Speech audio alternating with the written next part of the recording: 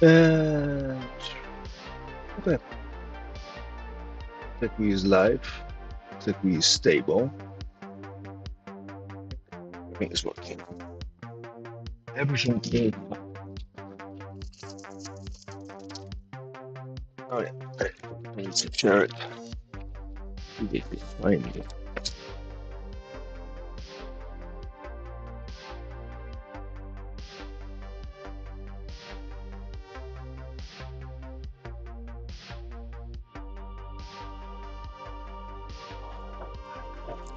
I'm old.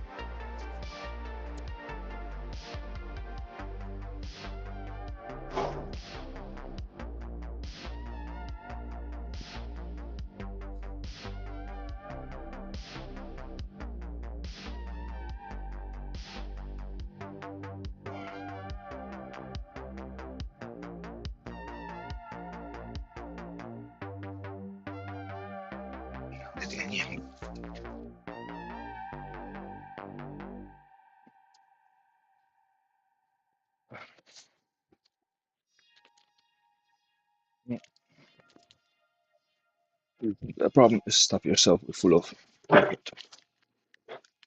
Right? We're adulting, so do it with happy foods.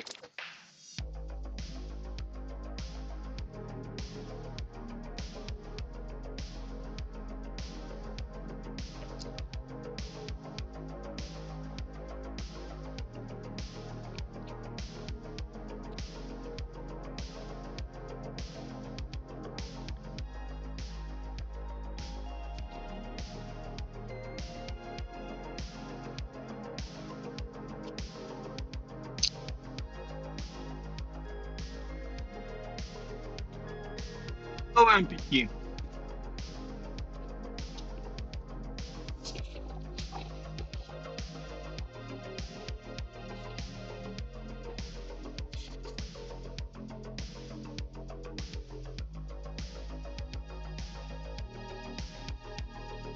How are you doing? Great this morning.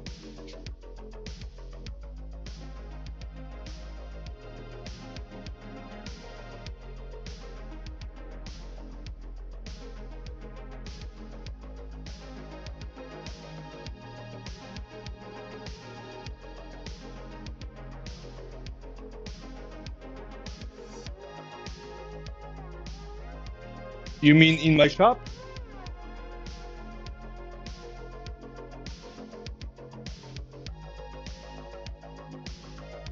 Like in this space overall? Would you like a grand tour before I start working on this? Because if I start working on this, I'm gonna have to finish it. So, do you want a grand tour? And I can show you everything where everything is at.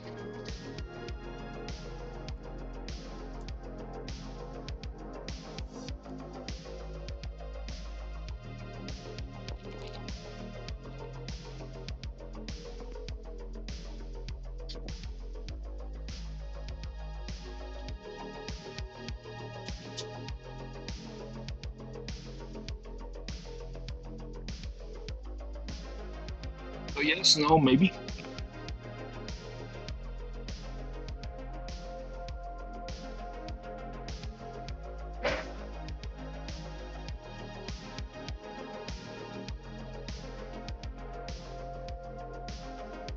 Because I know where most of the things in here are. I mean, it's not. It's not, hey, you're preoccupied. Okay, well, one of those days when you're less occupied, you let me know, and I'll tell you all about where things are and why they are there. I mean, it's not black magic.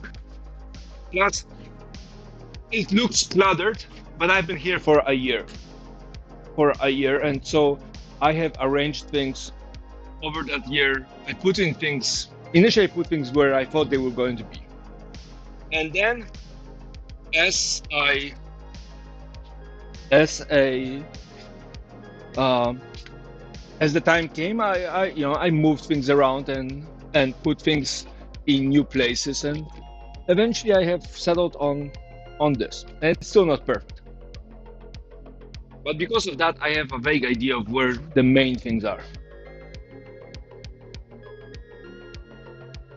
So, next, I'm gonna grab my last lovely Snicker bar, and then I am going to go back to spray painting the door.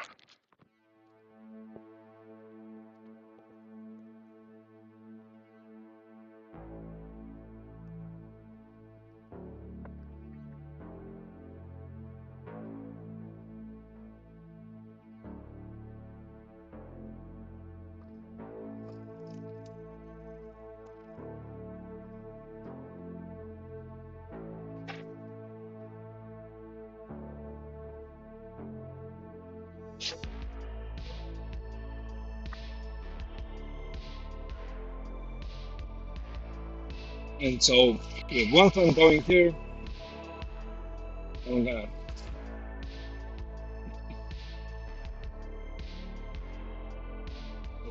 Oh, that's dusty. Mhm.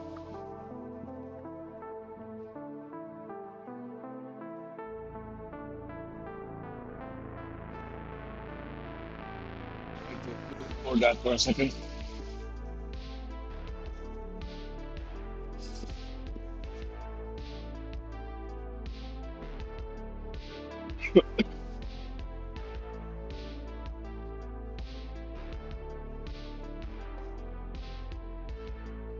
Right.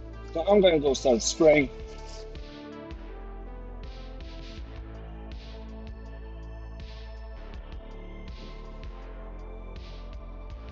I like the compressor for smaller things, but I don't think it's gonna be very good for if I have to keep doing things this size or bigger. So I might have to get a compressor somewhere in between the one I have down here, which is very loud, very powerful but very loud, and that small little, well, not toy but airbrush compressor.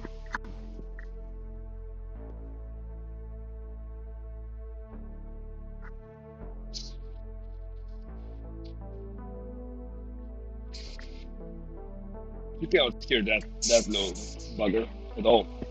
It's great.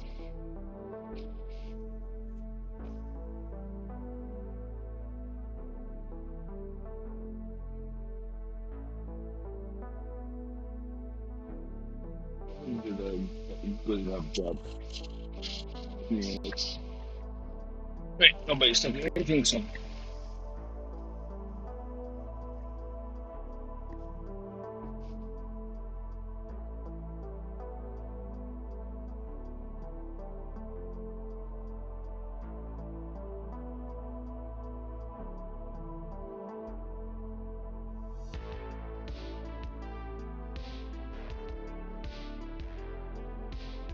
okay.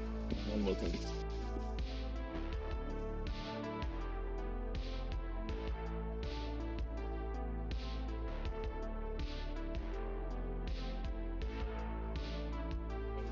Face mask. Oh, that couldn't fit me.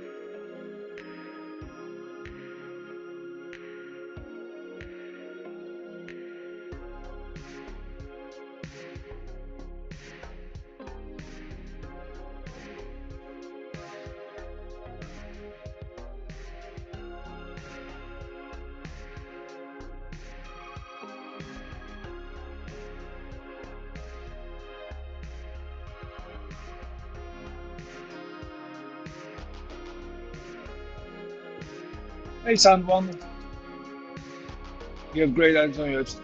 Thank you. I haven't updated it in a hot second, but yeah, that's some of the things I made last year, mostly last year.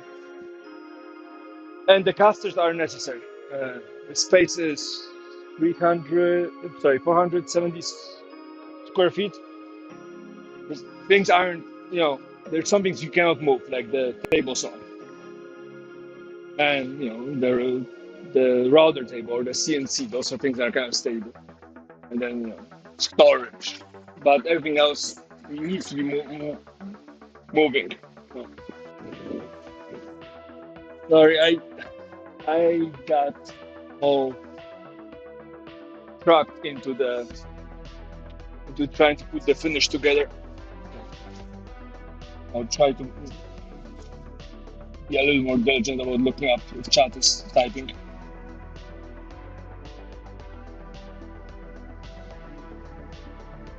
There's this stuff. This is the high bill.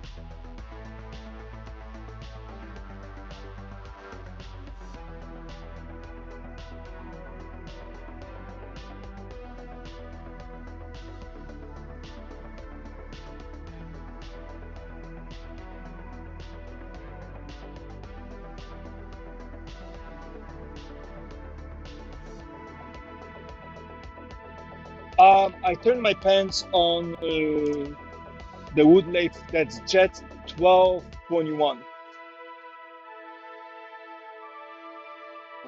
with a simple uh, straight mandrel and mandrel.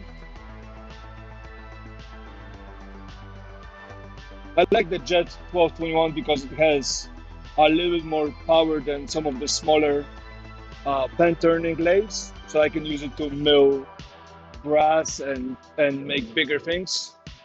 One of the biggest things that's on my list to finish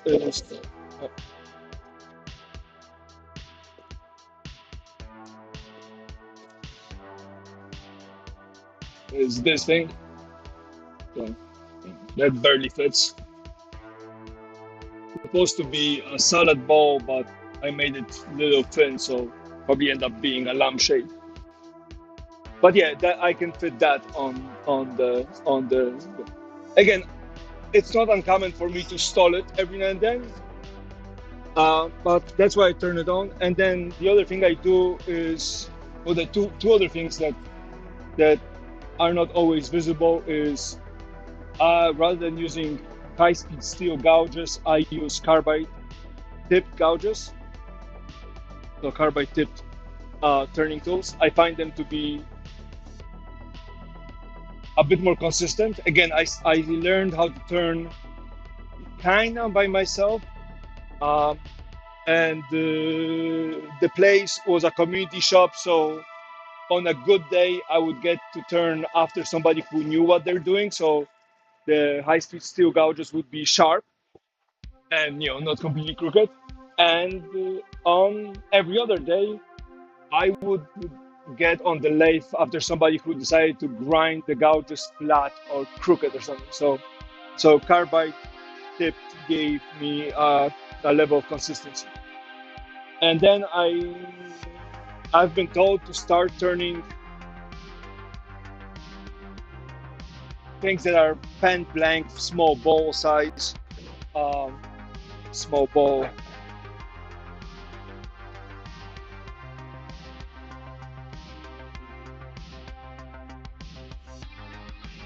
Yes, Yes. So if I turn, things that are my palm size. Right? I have big hands, but palm size little balls or cups. I was told to start turning at 600 RPMs, 450 to 600 RPMs when I rough out the outside, and then get up to about 800, maybe 900 for the actual cutting. I turn most of my things at 1700 to 1900 RPMs, uh, really fast. The reason for it is I have a high level of trust to my hand's ability for precise movement, and with the carbide tips, which do stay longer sharper, I can do very small cuts. Smith is a fascinating machine. It's really scary with all the attachments.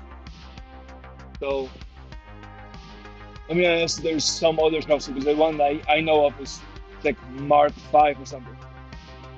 No, I don't have a duplicator. So the both chess sets I did were done by hand.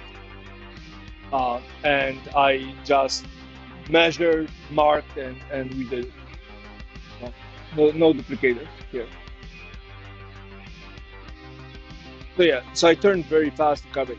The high-speed steel thing has one thing over carbide. When you have a high-speed steel tool and you sharpen it, initially, in my experience, it is sharper than the carbide, because you can get the cutting edge really sharp. With carbide tools, I'm running into a problem where the edge is somewhat square. Let's see. I have a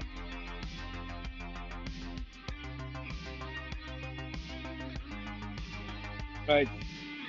This is a square with a little bit of a negative curve, a little chip, right? That thing is somewhat squarish to hit. I did buy one of these guys. Again, just the tip, which is, it has that behavior of a little ball, very sharp edge. The problem with this is the ball is very much up.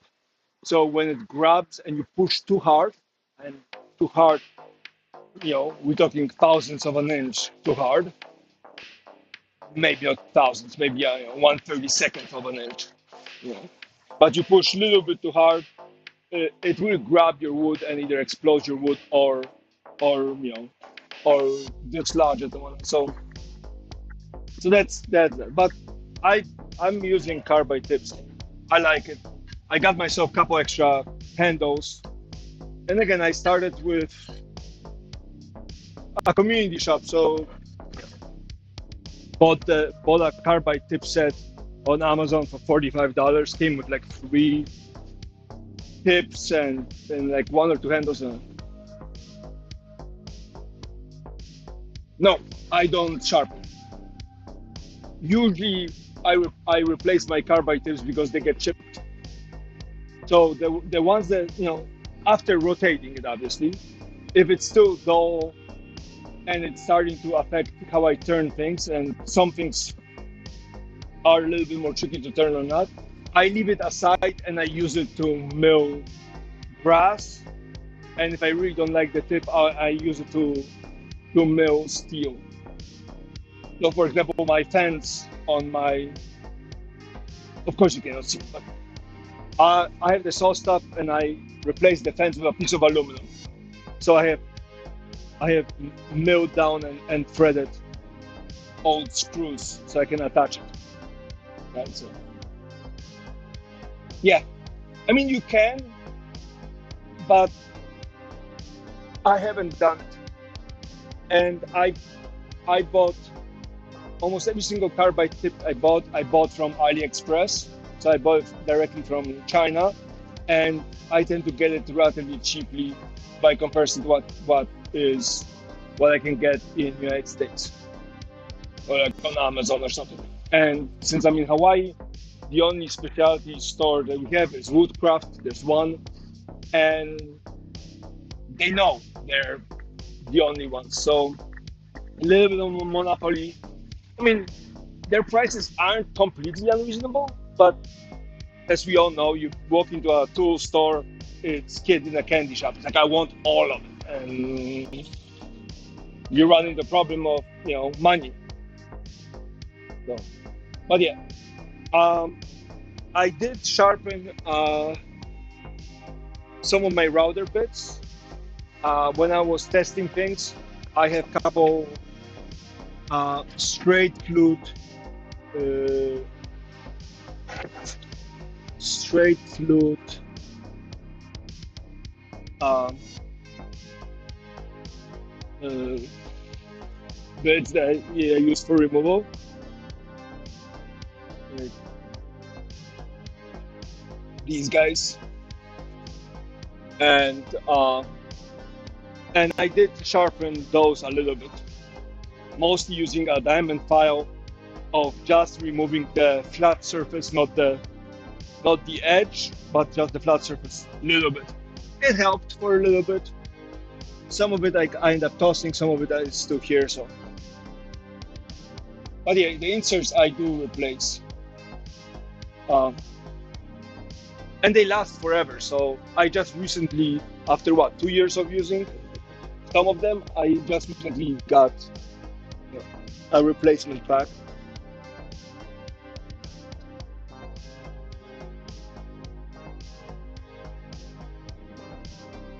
Yeah, just looking here. Yeah, I got one for it. And then I use uh, some cheap, quasi cheap jaws, quadruple jaws, that pack that I got from Amazon, some known name or nothing famous name jaws. And then for the other side, I use the I use the standard center, or I had an extra empty to chuck, so for drill press. So I use that.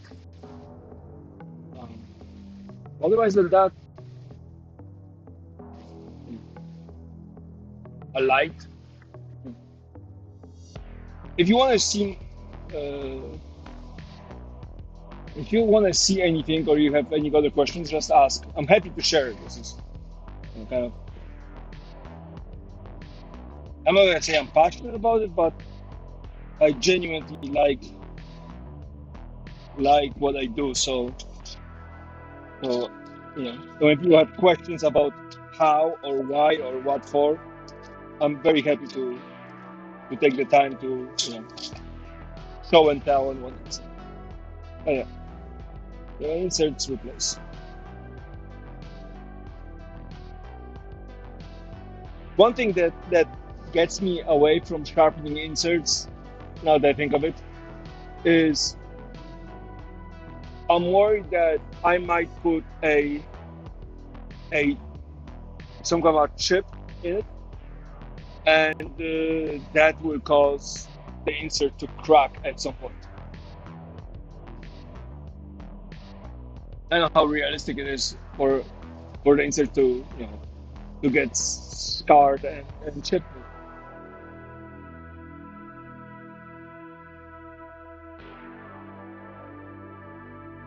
Uh, Actually, my website doesn't make me any money as such. Uh, I don't. Most of the things that you see on my websites are things that have been commissioned. The only exception right now is coasters. I have coasters, but so far nobody has specifically said, "Hey, I want you to sell me some coasters." All the other things that you see there are things that I already have completed and shipped out to customers. Most of my work comes from word of mouth. One person finds me on on Google Maps when they look for a woodworker or carpenter or wood in the neighborhood. They make the trip to get to my shop. I do. No, no, I I make custom things. So I don't have a shop. I don't go to markets. Like for example, this is a mahogany, uh, Philippine mahogany cabinet door from a bathroom, right? And the customer now has heard about me through my wife, and they asked me, "Hey, could you know, remove the old finish, sand it down, and refinish it?" So that's the job. And then after that, they either recommend me or they ask me to do another one. Like I don't have a thing that I make that I can sell. Um, I made phone stands, I made the coasters, I've built boxes, I turned enough pens, you know, little bowls like this, or actually the ones that I think would be much more popular is these guys. You know what? If you don't mind, I'm gonna bring you up from there. I'm gonna put you on my phone. This way I can actually point versus bringing the things to the camera. Let's see if we can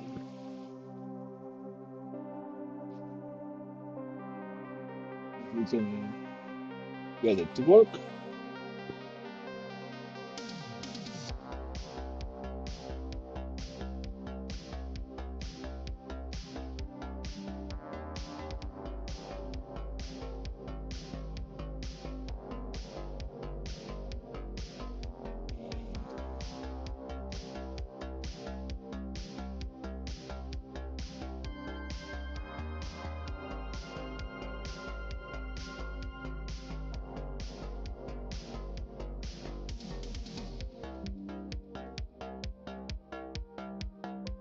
Landscape,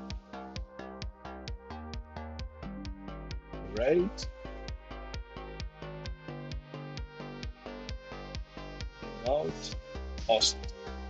Okay, so now we go here and I go. Hey, cool. So what I think would make a really cool selling product is these guys. I turned these guys from a single piece of wood.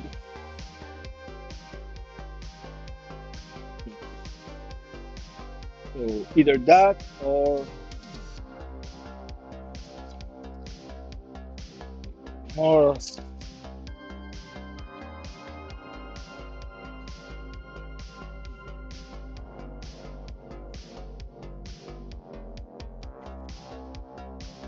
And if you align it, right? So this what used to be a single piece of wood, and then take a little lift. So how I do this is I start by mounting. So assuming the lathe is set up, the most lathes are set up. You set up this in a chuck, right, or screws or things. You start turning. You turn the cover first. Right? That falls off. Then turn the you turn the actual container, and then you grab this and you turn that. Right? Conversely, you can always start with this first, cut it, turn the little thing, and then make the secondary container. You just have to decide which one you make first, so you can pressure fit the top and the bottom, right? Yeah. That's another one of those. And you can get pretty thin, as you can see there's some cracking in the inside of the wood. I have one more somewhere. I had one more container. Yeah.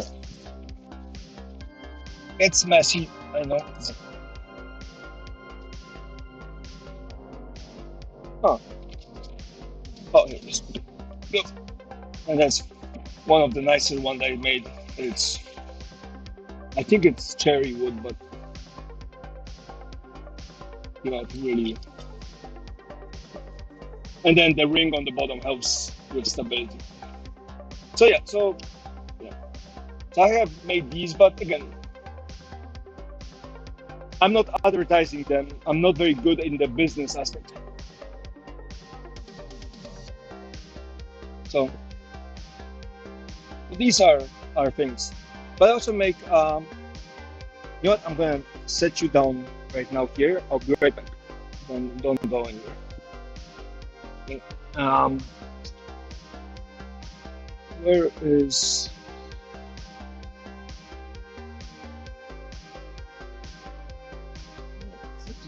Okay, this one. Yeah. Okay. So my commission I have is this thing. So I was asked to make some sets of pen, pencil, fountain pen. I really like the fountain pen. So the problem with if you buy like a set, you know, stuff we've seen before from turning pens, the clicking sound for this and in general feel for that pencil is horrible. On the other hand, the clicking sound for these guys, the Pentels, is really nice, right? It, it has a really nice feel. It works great. The problem is, you cannot really match this up very well. So what I did is I took some spare, brass tubing, and I added a brass bar, and I drilled it on the lathe. This one is a little bit off center, but that was a test piece. And then you make this. Right? And again, this comes from this.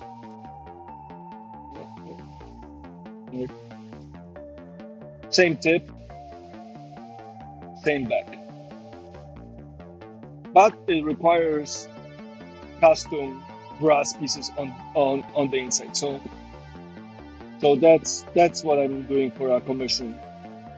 But again, not advertised, just somebody went up and like, oh, I seen your work, somebody talked about it, I would like X, Y, and Z. And then because most of the things that I make require some level of customization, it's really hard for me to price it out.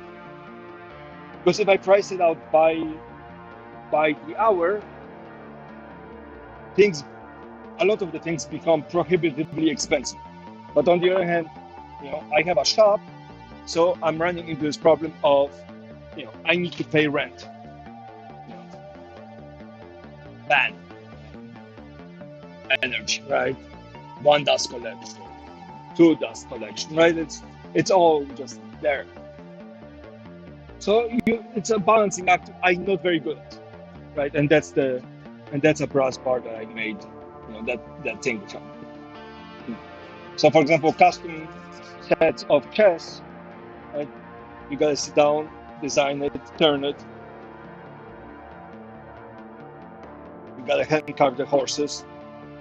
So how much do you sell that for? Again, if you sell it by the hour, those things get really, really expensive. And these guys take time.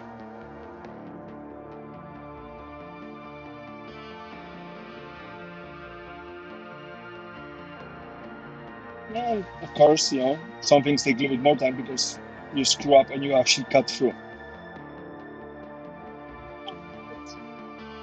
Like everything else. But yeah, that's the lathe. It's right now. I'm still in the process of cleaning. I finished a big job, and I had to move my jointer out. But that's the setup. The important part is having a really good lighting. So I have either this, or for tiny jobs I have this light. And then instead of carbide tip things. One of the more important ones are these guys. Great kind of diamond shape. We have that. What else is here? I have a now that I can approach. I have a slightly rounded one. You saw this one. That's the hooking one. Dangerous. I haven't figured out how to use it well. Square, and then I think I have a round one as well. Yeah. And again, you're supposed to use one of them for one thing, another one for another, but then basic ruler, couple transfer gauges, exacto knife, always nice to for marking.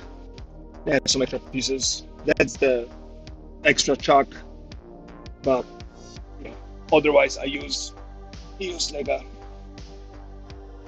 standard thing, and that's the cheap for thing. It came in like a little case with a bunch of attachments. But that's about it. Dust collection added to it, right? That's dust collection. So yeah, so that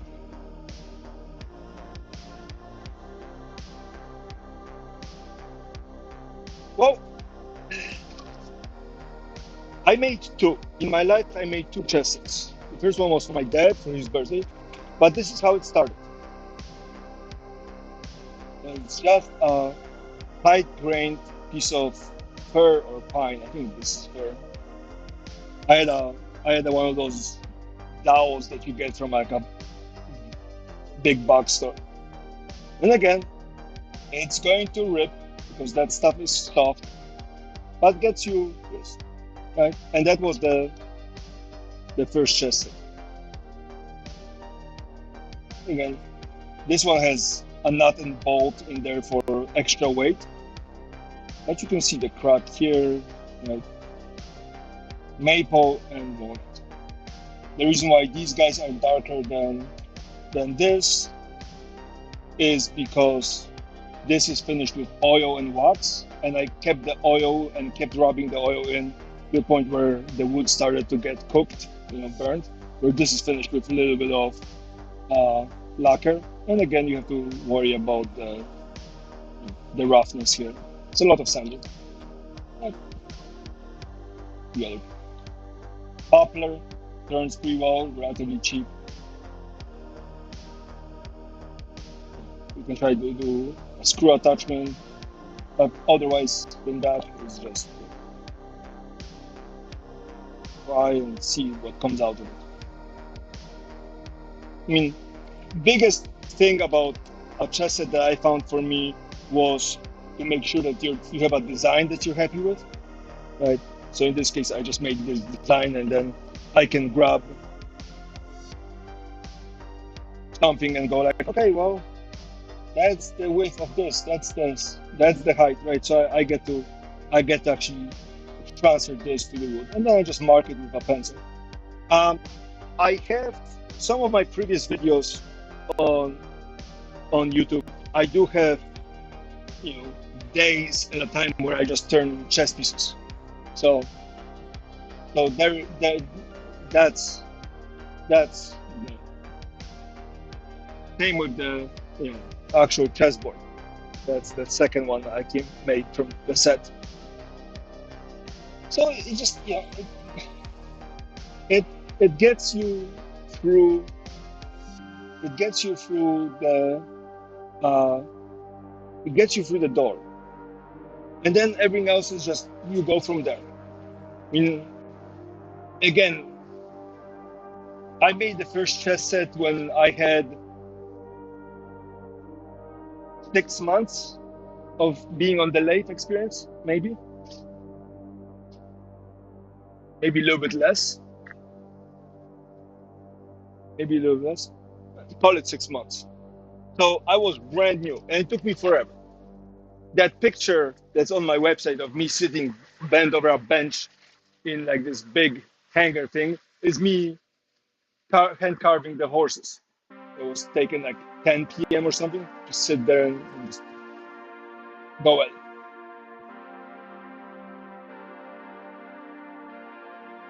Uh,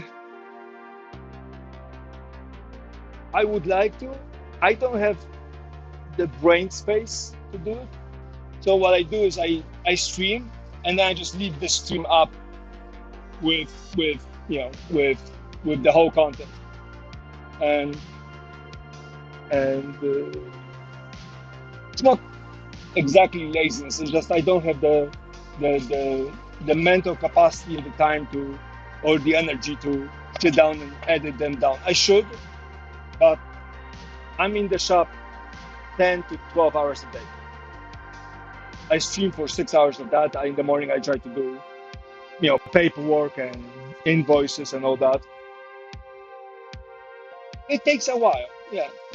And I don't have a office space at home, so I live in a very small one-bedroom apartment with my wife, and which is smaller than my shop, right? And I had to move my streaming computer in here to run the CNC and the streaming thing. So, at home I have a laptop, so sitting there on the laptop that doesn't have a lot of juice, working on a large file. And again, the YouTube files are huge, right? It's 6 hours of 1080p at 30 or 60 frames. It's a big file, so moving anything about them gets a little tricky. Again, part of it is laziness, part of it is just after a whole day, I come home and I'm ready to fall asleep midway through dinner. I've been in this shop almost a year. I think today is what, 363 days? Yeah. So in 2 days, I'll be in the shop for one whole year. And yeah. And the plan for this year is to cut down my shop time from 75 hours a week plus to 55. But we'll see. It's not a complaint because I would like to do it. I would like to do a better job with things, but just, at this point, I'm too old to to do the college thing where I'm just pouring my veins out to make things happen.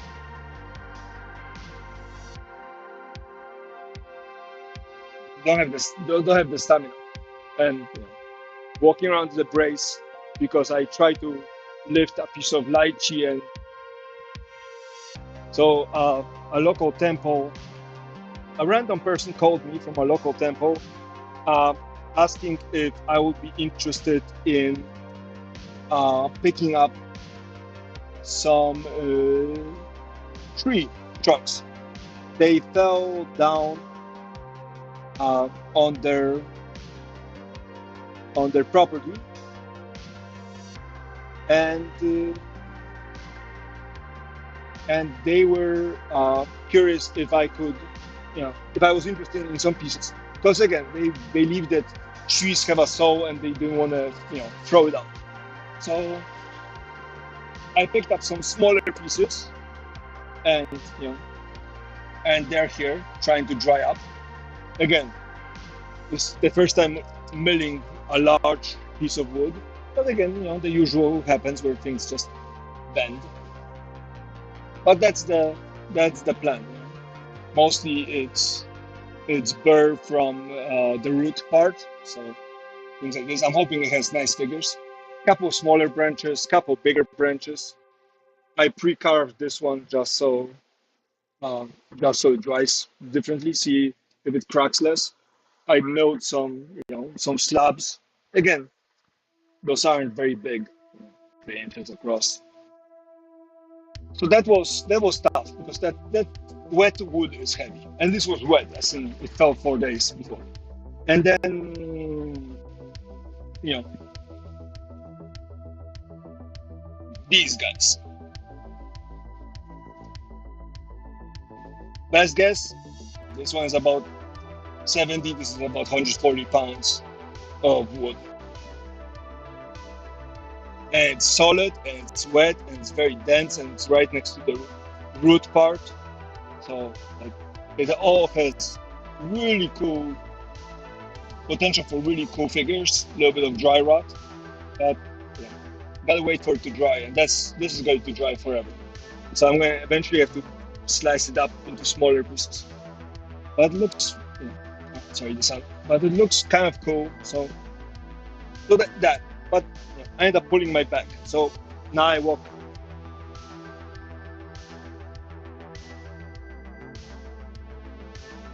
I appreciate that.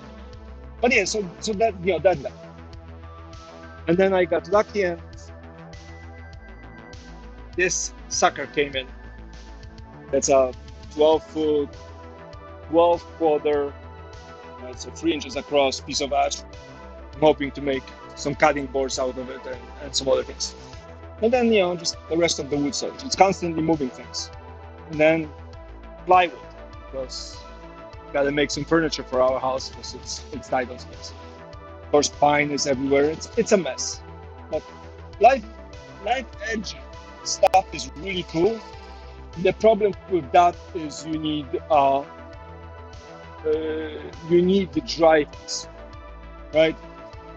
If you watch YouTube for woodworkers, there's a guy called Blacktail Studio, and he made a live edge kind of a trunk table, and then he measured the moisture content, and it was above being dry. Dry being what, 8 to 14%, I think, for hardwood. And so this might happen. So you have to wait for the stuff to dry, and wood dries. I've been told wood dries about a year of air drying per inch, plus 6 months.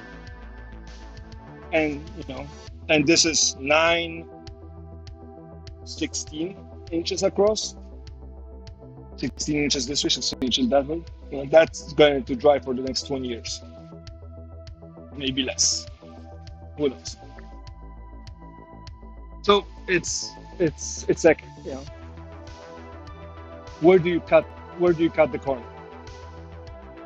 And then again, in between, you try to modify things, right?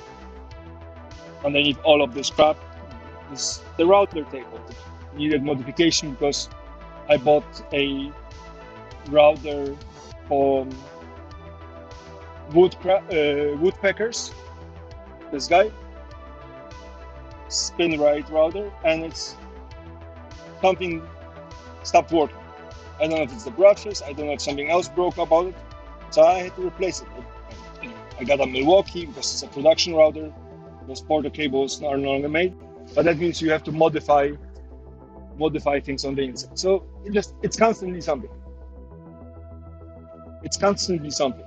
And right now you caught me when I'm trying to spray lacquer on this, and I'm doing it slowly because with a little airbrush and a little compressor. Why?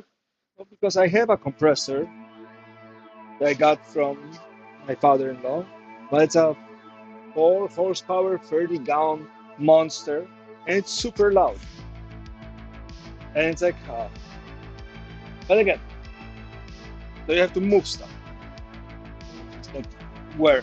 And so casters are one of the solutions. The other one, which I don't think you saw, is this table right here, where I have my planer and my sander actually rotates. So I have it built on a pivot, and this rotates back and forth, and so you can rotate it around. So that's the other solution. Same with the standing bend, drill press made space for drill bits.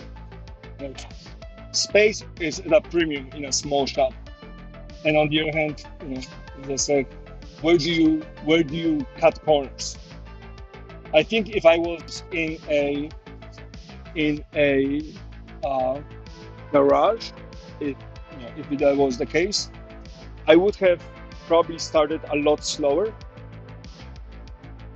been a little bit more picky about the machines I get and which ones I use and how much and storage. And again, no such luck. And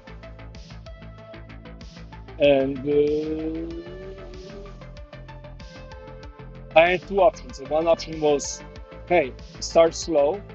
I cannot do anything in my house. Like there's absolutely no space between the bed, the table, and the two dogs. There's absolutely no space. So I cannot do anything. But I could work in the community shop, but the community shop has rules of not selling stuff. So I'll have to build my reputation working somewhere else. Where? I don't know, but somewhere. So and then once you get a space, that space starts chewing at your savings extremely quick. And so comes the part of, okay, well, we need to be making stuff, or at least attempt to be making stuff to cover rent. And it took me 6 months to make enough money to cover 1 month of rent, 5 months to cover the first set of utilities, like electricity, which is like $200 a month. And then came rent. And so far I've been able to cover rent for the shop. Not for food, not for groceries, not for my salary, but I'm able to cover rent, which is nice. But that means I have to be able to make things, and as we know, there's a premium on health and safety and also. I'm trying.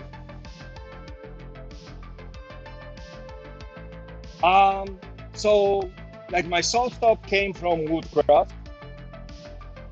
The router, the drills, drivers, small trim routers, little things came from Home Depot. Couple things came from Lowe's. So I have Home Depot, Lowe's, Woodcraft. Right, my bandsaw came from Woodcraft. My drill press came from Grainger. The planer came from Craigslist. So I found somebody on Craigslist. The jointer came from Facebook Marketplace. The lathe came from Grainger. Dust collection, the big 5 horsepower dust collection. The dust collection, which is what's going on? Oh, okay. So I have this dust collection that came from online. I just went to the peer review website and I picked it up. Shipping was really expensive, but Hawaii, right? And then the rest of it is Lowe's and Home Depot to make all the things. CNC came from, I bought online. So Home Depot, Lowe's, Woodcraft, Grainger are pretty much it. And then for wood,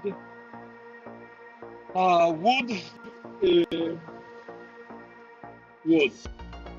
I started with Home Depot. So pine, most of the pine and fir comes from Home Depot. So this stuff. So does the plywood. The cedar came from Lowe's. It comes in a form of 2x4s, but it's really nice wood to work with. It's soft. It's very light. It's very fragrant, and it's good, to go against mosquitoes. So that's that. Most of this wood came from Architectural Woods, Hawaii. Thank you. Architectural Woods, Hawaii. Some of it came from Plywood, Hawaii. The mahogany came from a shop that was closing, and then this collection of plywood came from a cabinet shop. So if you go to cabinet shops, they throw out so much wood. It's actually not funny. So the cabinet shop right next to me, 2 minutes away, driving away from me, throws out one of those 10 foot by 8 foot by 30 feet, 20 feet, 30 feet, huge containers of wood out, and they throw it out every week. They just throw it. It's faster for them to cut a piece and then grab another piece of laminate than most of the wood has laminate on it. So, you know, like this white stuff that you see, but some of it comes without laminate. Some of it's 3/4, some of it is 1/4 inch, some of it is 1/8. Every now and then you get lucky and find 1/2 inch plywood. And all I did is I went to the manager and I was like, hey, I have a woodworking shop. I just started. I'm looking for some plywood I can use to, make jigs and whatnot. And the understanding is if I fall inside of the container, I hurt myself, or I step on a nail or scratch myself open, I won't sue them. But the point being is they just let me dumpster dive, and I brought a lot of plywood back. Too much. I actually have too much. Mostly the thin stuff. There's too much of the thin stuff. But it's useful, right? You can make those little, storage boxes. These cabinets were all made from wood that I had bought, but the top support beam was wood that I got from somewhere else.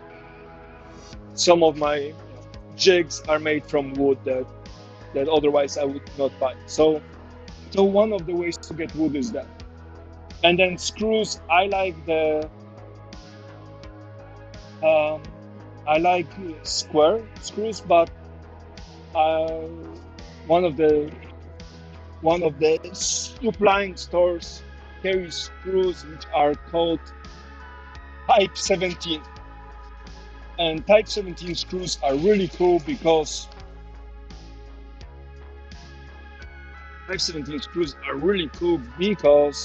they have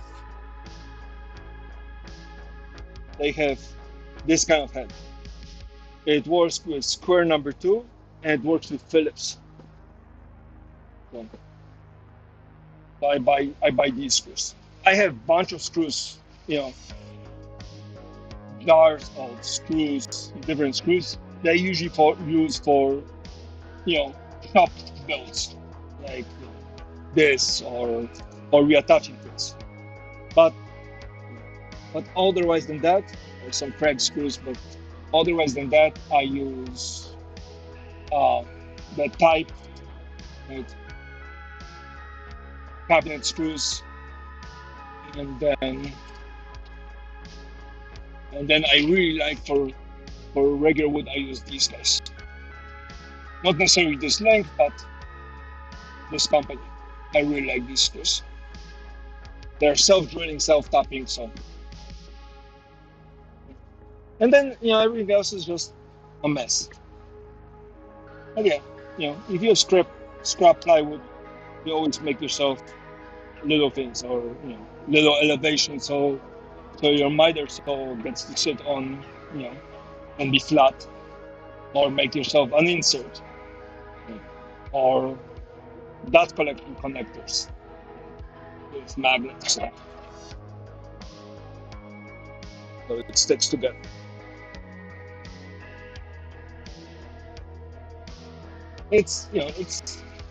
But yeah, I have a lot of this very thin plywood. I have a lot of it. I'm hoping to eventually use it up to make drawers or little cabinets for something. I'm slowly going through it. I haven't been to the plywood shop in a long time. And I still have, some things left over. And again, some of it is kind of cool. Like these guys, which have some kind of veneer, glue sticks pretty well for them. But then you run into things that have laminate, and you want to glue something to it, you have to actually, remove some of the laminate. Every now and then you get a, piece of MDF, and that's the small stuff. Okay. Laminate, sometimes no. And then, of course, you're running different grades. That you have pieces that have been glued up. Right? Or every now and then you get small piece of multi-layered uh, plywood, really stable, very good for things. Nice. And then, if you're really lucky, you get stuff like this, which these guys. I can't zoom in, but it says termite treated, so it allows for a little bit more building things for outside. And then you can get corium, which is this fake marble plastic thing. Again, can you use it for something? Well, I used it for a top for my router table, but you can mill it like wood, right? So you can mill it like wood. Right. Again, the dust is absolutely horrible. So, Craig Jack, yeah.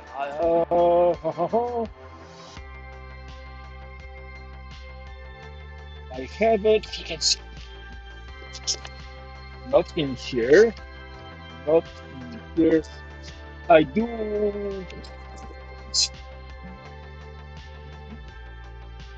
No, that's that. I do. Oh, there it is. Right. I do have.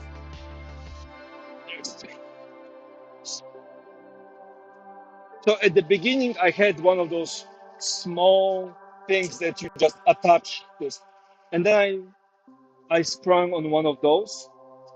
The rubber thing fell off, but one of those things, it speeds up the process, especially if you're doing a lot. So yes, I use this. This specifically one, if you find it on sale, yeah. Again, the problem.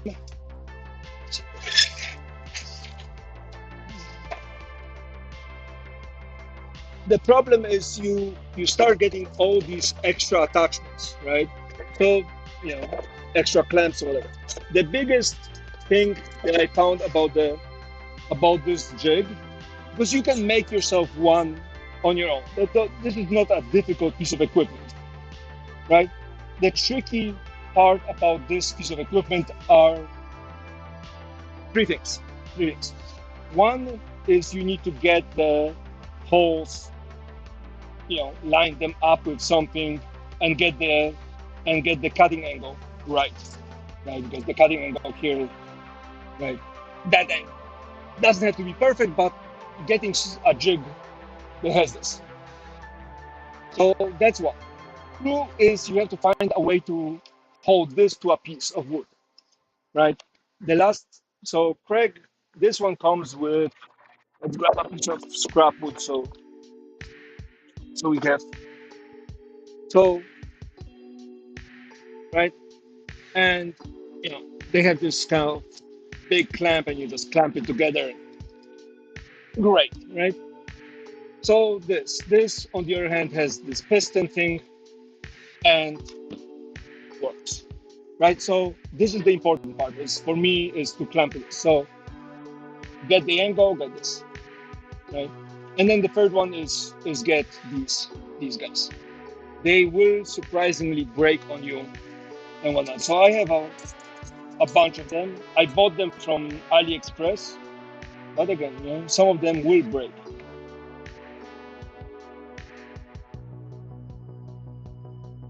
And there are different ones, and some of them are official Craig, some of them aren't. I threw out one or two. So again, because this machine isn't very, very complicated, as long as you have something that is relatively stable, and and if you put things in and clamp it down, it does what it's supposed to do. I don't think there's a specific reason to buy Craig. I mean, they started it and whatnot. The only thing I would do different if I had to buy this again, if I found one where this clamping system was up front, I'll probably look into that one. Again, price being consequential. But I'm very happy about this part. You know, just it comes with a. It used to be have a little rubber things, but you just put things in and then bam, snag it, and you can and then unsnag it, move it, right? Rather than dealing with this, clamping it down, whatever it is. This takes too much time for me, and if you're doing slightly different plywood, because not all plywood is say 3/4.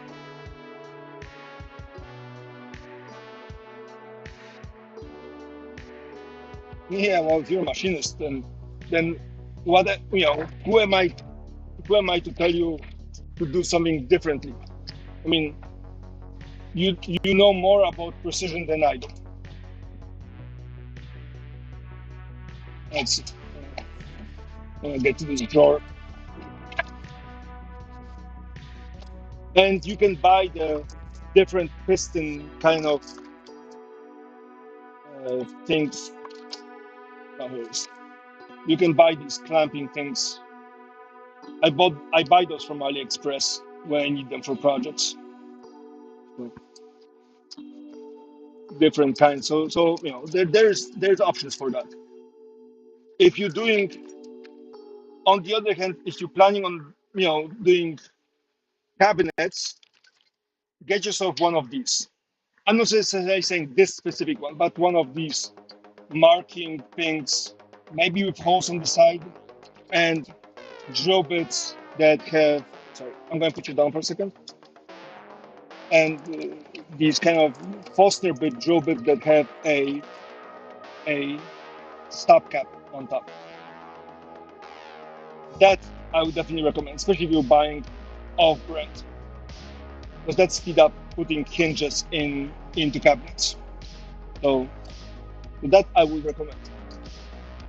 But yeah, if you're a machinist, then On the other hand, um,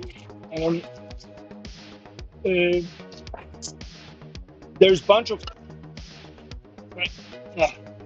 tools that are hard to to go around. You have probably a bunch of these guys. This one is Miller Folds. Very good one. But if you're doing woodworking, see if you can get one of these guys that has a little scale on the side. I found this to be very, very very useful to have a scale on the side. So that I can recommend. And then if you're buying things from AliExpress, carbide scribes, that does help a lot. Ooh, one more thing. You've seen these guys, right? Before. Not worth the money I paid for it, but I wanted to buy something that is.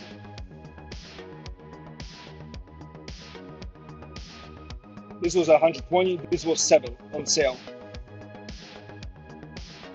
That's the Milwaukee trim. It's, if you align it, trying to do it one-handed is difficult, but if you align it, trying to prove a point here and you're making me look good. If you align it,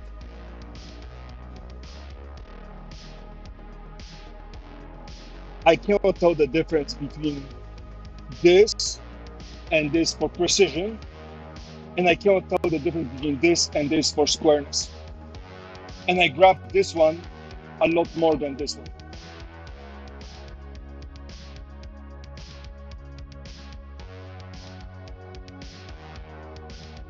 This one, the company that made this one is called Pinwa. I got it from Amazon. It's the Shinwa one. And again, it has that, it's called 4R. So it has an 8, 16, 32nd, and 64. I found it to be very useful. Again, I have a bunch of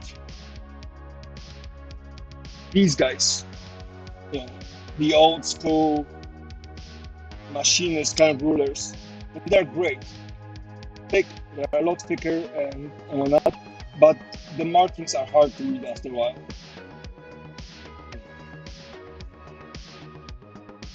And again, if you're a machinist and you have starred all over the place, so you should be golden.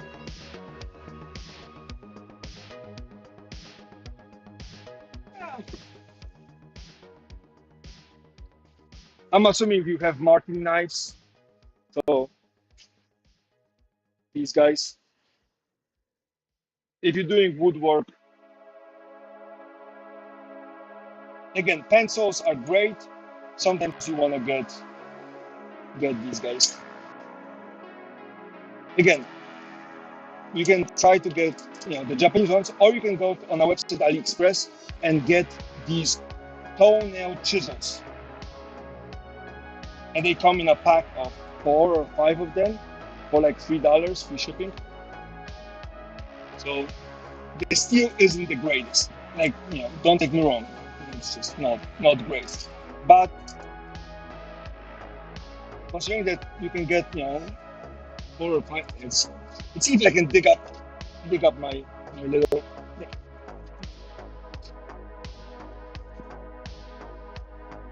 All the pieces. So, right? So there's a bunch of those different sets, and they all come, with different shapes and sizes and finishes and whatnot. So if you're looking for things to, mark wood or help carve, again, keep sharp for long enough. You can always resharpen, but genuinely, you get like a set of 3 or 4 of these for $3 or $4. It takes 3 weeks to get here, but I keep on using them a lot for something that I already had. Like my first marking knife was made by me, right, from a piece of marine steel. Again, I'm assuming you can do a lot better. So, but stuff like this, or you can go on Etsy and support somebody from Ukraine. There was a blacksmith that used to make these guys. Again, the thing doesn't have to be wicked sharp if you're not using it for carving.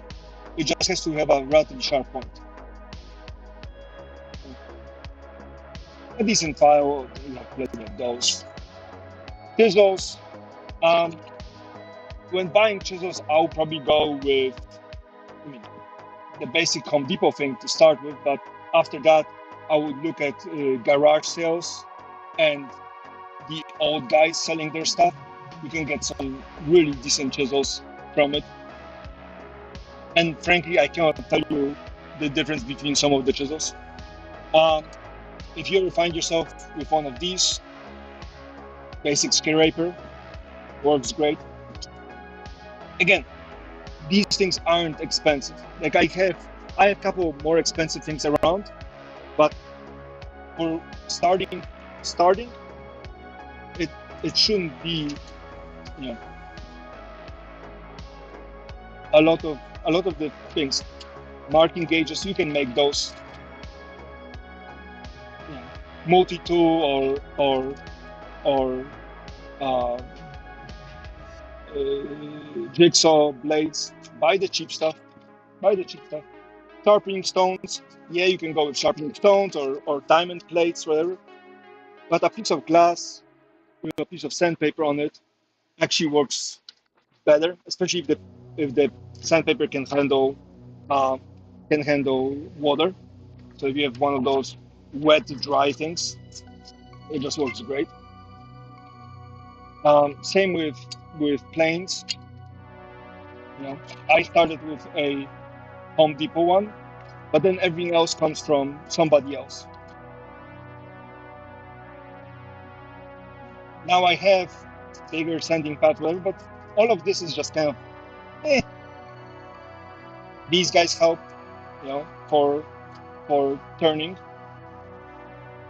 But you can buy the official ones, or you can buy a cheaper one. Might not be completely Square, but again, you're a machinist, so squaring this off shouldn't be a problem. But you know, these guys help. And then if you're doing these on pieces of wood, get yourself a piece of plywood and make yourself these.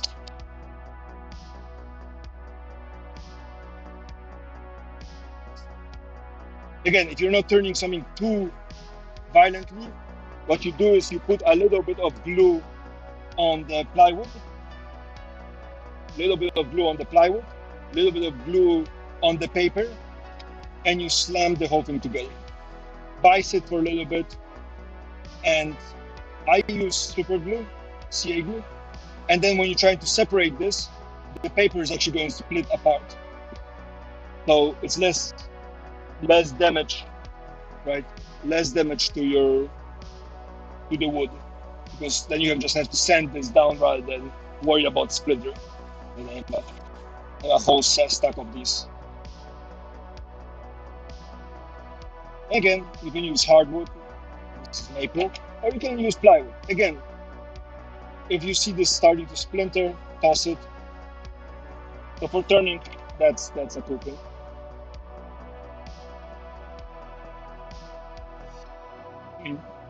I don't know what else. I talk too much. I'm a little special, so yeah, I tend to talk a lot about things. Like I get excited and then it's like, let me tell you all the cool things.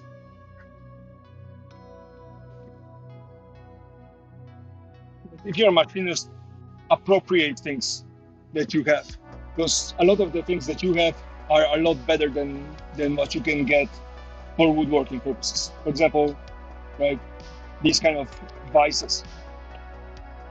You're trying to buy a new one for woodworking, whatever. Get a good one and then work with that. Sandpaper, decent sandpaper, great, but everything else, eventually, I highly recommend getting these kind of drill bits for larger holes. Those are the wood owls. But again, the set is expensive. So, like I said, it's $100 plus. So, not necessary. All of the things around are you go along and you try to get things right. And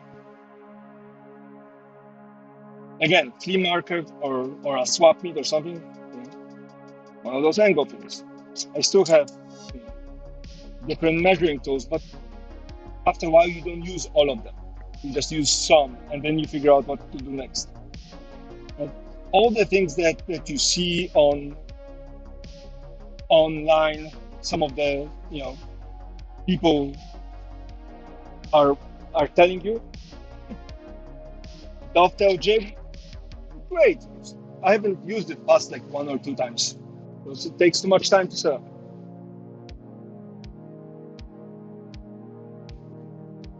Yeah, brad points are a good set of brad points is also good. I found these to be very useful, especially if they're not terribly sharp. Every now and then you need to enlarge a hole. On the other hand, these guys, not recommended. They didn't work for me as well. These are always tricky for chamfering. The drill bits I really like are these tapered spiral ones. But then again, I go to my local swap meet and I just pick up random drill bits and then I use them and toss them afterwards. Plug cutters, not so much. Surprisingly, these have worked for me a couple times when I needed them. But otherwise, I have a separate set for drills that I use for turning pens and whatnot, so I keep those separate. But everything else is, it's little stuff. It's always little stuff. A decent tape measure, if you can, find one, and you want a tape measure that matches your small rulers. Um, I know that when I started, I couldn't figure out why my initial boxes didn't get didn't match up together, and it took me a while to figure out that my small ruler, my tape measure, and my square were all slightly different, and that adds up over again. So after a while, you go like, okay, well, um, I guess I have to, start looking at it. So nowadays, I bring this everywhere I go, and I just measure. It's aligns, it aligns. If it doesn't, it doesn't. Those,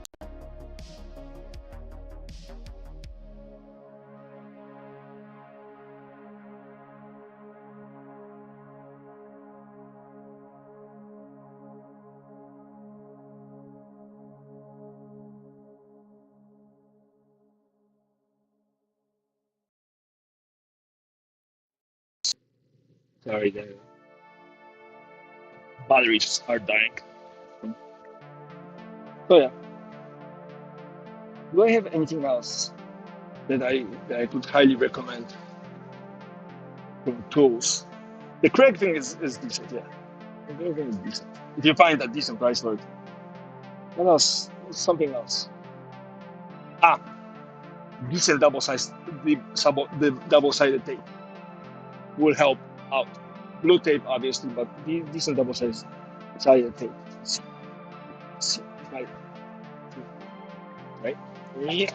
I have this drawer where I keep most of my precise things in.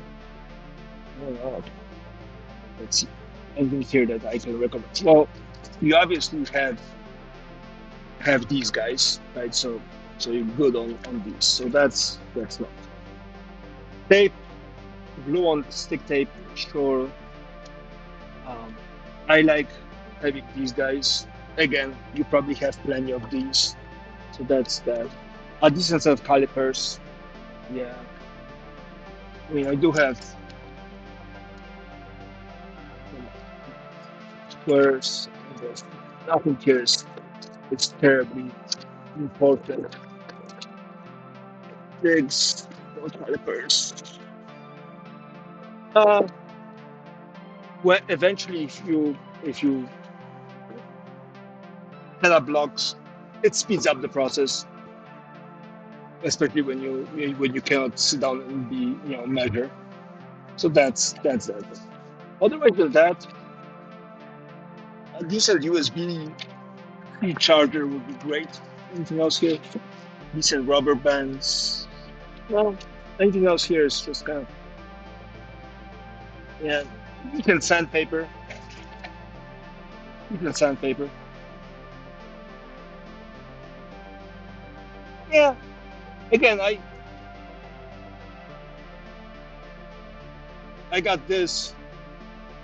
It's actually I think decent one, but I got it at flea market, and it works. Right? It's so great. And all of all of the things. I have a plastic set, and then again, I buy things on AliExpress because I just find it to be cheaper, and I'm okay with waiting for delivery. So all the things that I have. Um, if you're looking for a CA glue recommendation, that's the CA glue I use. There's different ones. Found this one too.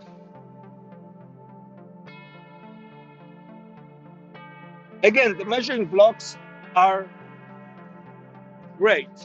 Like if you have a decent size, you put it down, you can measure it. But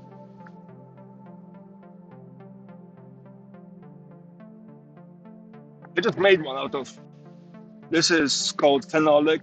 It's like a very resistant piece of composite plastic, and and it does what it's supposed to. gets me all the things. Right? So that's, you know, it's helpful. Uh, from things that are cheap that you can buy is get yourself a card scraper. I very much recommend. Now, which one?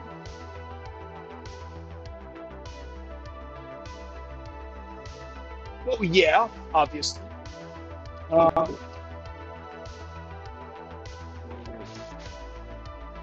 no. Again, small one from Home Depot, or from a swap meet, or you do your own restoration kind of thing, and you just cut a plain blade. If you can get yourself to a flea market, just, you know, get those, because on eBay those things get insanely expensive. Um, for woodworking, you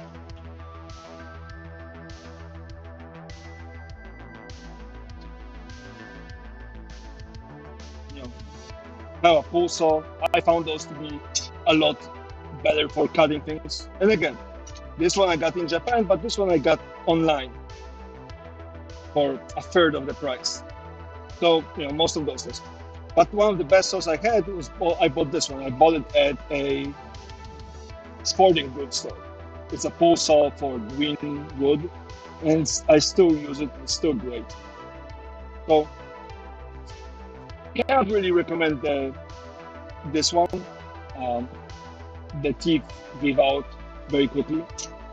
The watch was okay.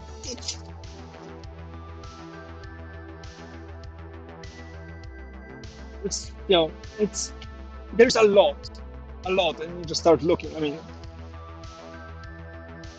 most of the things one gets, at least in my case, is things that I find that I just need, or they will speed up my life and whatnot. Yeah, exactly. This one is folding too. You just unscrew it and then you fold it. What do you do for dust collection? What do you do for dust collection? And while you type this, one of these two. It's a $20 purchase or less. It's a it's a angle thing. I don't know what that is. So I'm going to give you my 5 cents. Is if you using something smaller, or you start running the problem of, or you start running into a problem of dust getting everywhere.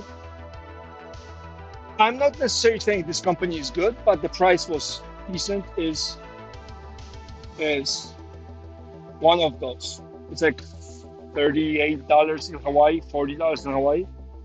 But you get that to a sealable container connected to a shop vac or some dust collector, and most of the stuff ends up falling in. Now I got this from a trashed shop vac somebody else left on the side of the street. I made the cover,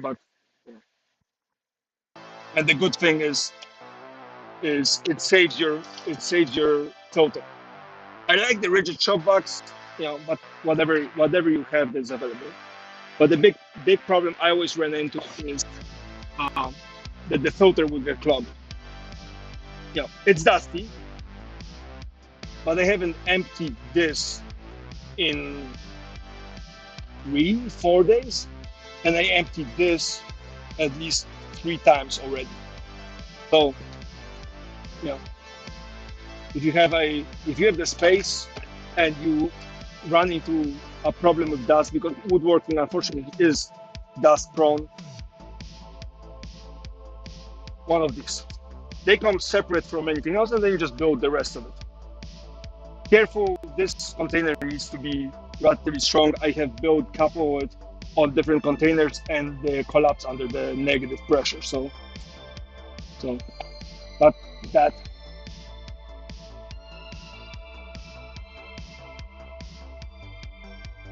yeah. Again, I have a whole separate one for my CNC, and actually, now that you're here, I have a reason to check it out.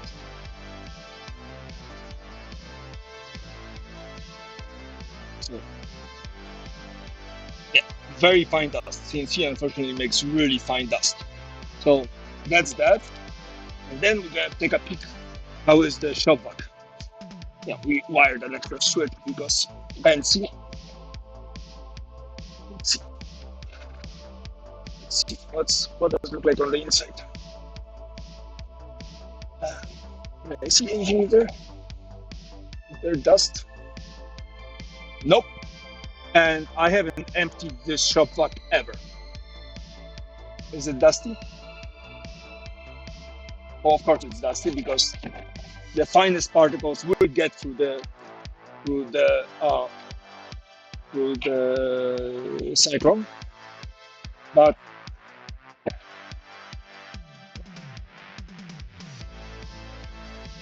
but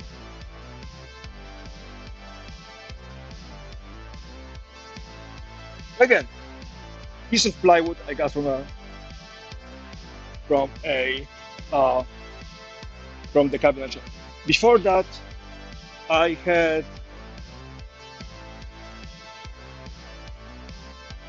one of these. Again, works great. I was hoping to try these with the twist on covers, but didn't get a chance yet. One more. Aren't you bored yet? Clamps. Clamps. I have, like any other woodworker on YouTube, I have way too many clamps, but surprisingly, I keep on running out. For clamps, find ones that you like. You can get the ones that exert 300 pounds, 600 pounds, 1,000 pounds of pressure, some easy ones, whatever. Find ones that you like. It doesn't matter which ones, mix and match. And they go on sale every now and then, or you can buy used, like useful ones. So clamps, having decent clamps is good. Now, one we look at some of the kitchen cutting boards, and they say, hey, you need bar clamps. Right? These guys, you've seen those before. Now again, I bought these as knockoffs from somewhere, and they're good enough. Although one of them, these steel plates broke off. So the tricky part between these is that they come in the 3/4 and 1/2 inch size. I found that 3/4 exert a lot more pressure, but whatever you decide, you think it works. The downside is the black pipe. The black pipe and wood glue don't mix. It will stain your wood, and with things like maple, that stain will be more problematic. But if you scrape the black paint off, it will rust on you. So they're not bad. Again, if you grab, but I don't use them very often because I don't glue. Yeah, that's what happens. But yeah. So again, that's I don't know what else. For checking wood or for raising grain, people say to use water. I find that if you use water, it dries too slowly. So I use isopropyl alcohol, rubbing alcohol at 99%. That seems to work really well. Cheap sprayer, that works. I don't know. I'm getting too excited and I'm starting to lose track. And then decent extension cords. The last thing you want to do is plug a machine and have the extension cord fail. But I don't think I have anything else here that's worth that's worth talking about. The rest of it is just, jigs and things. Right. Oh, I don't have the micro jigs. I'm on the fence on the micro jigs. I mean, people say that's the most useful thing since sliced bread, but I have run into this thing where I'm like, well, it takes space. I don't know if I should do it. So I'm on the fence on the micro jig systems. I mean, I do like the fact that some of them rack, like you have the close and racking system. So,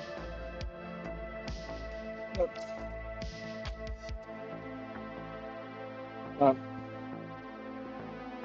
look, you have found me through either YouTube or my website, which is awesome. And so, if you have any questions, just shoot me an email. I'll try to be somewhat diligent about responding, and I'm happy to talk about what I use or what I have tried and cannot recommend, because there's some things in my shop that I will have a hard time recommending, but very subjective in that regards. Like glue bottles, for example.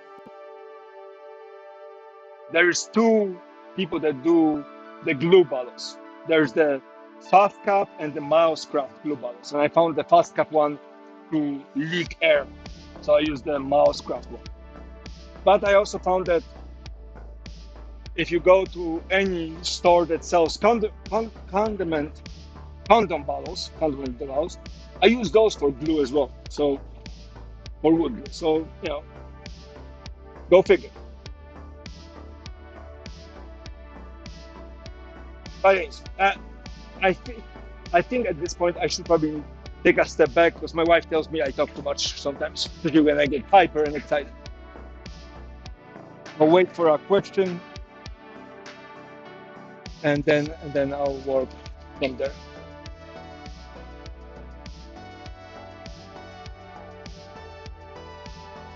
Well, I'm here every day. I try to stream every day, so I'm here.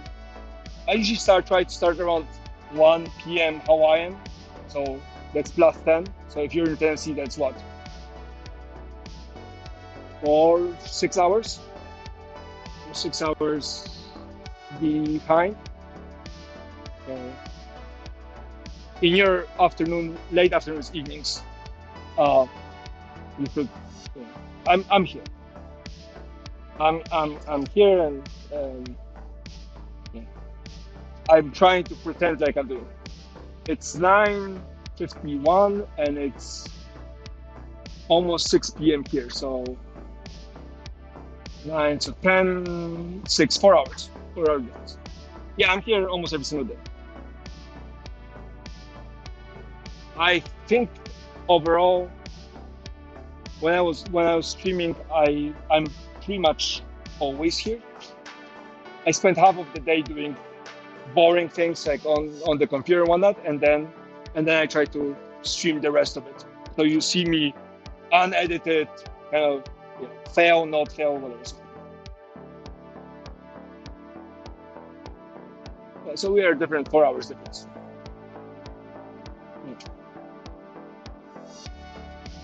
But if you're a machinist, make your own tools. Buy some, but make your own tools. I modified and fixed every single tool in this shop, so some of them were brand new. Well, I'll see you tomorrow. That one. Pleasure meeting you, and thanks for stopping by. This makes me happy. It's kind of makes me very. Right. I have to finish doing this. Don't do this. What were we going to do? What were we going to do before we got to do the fun things? Oh yeah. Question: are we mixing it with the lacquer thinner? The lacquer. Are we trying to spray that, or are we saying screw it, and we're grabbing one of the big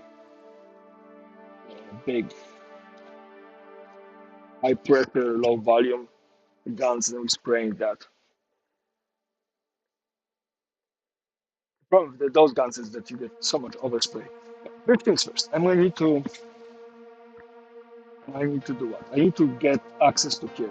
This is the third time I'm banging my legs against this, so where do we put the plexiglass?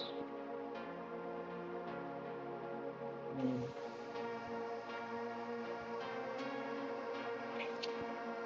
First of all, water. And yes, water is good. And it's gonna be a plenty. I think I deserve absolutely. It's hospitable, it's friendly.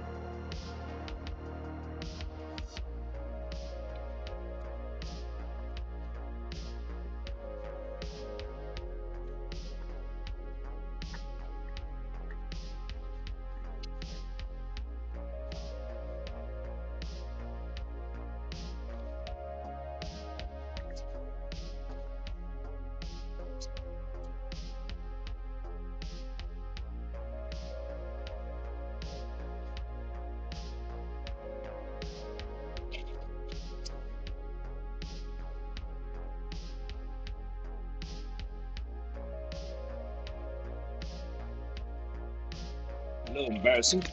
Not even very presentable, but what? I cannot feel embarrassment for every single little shortcoming.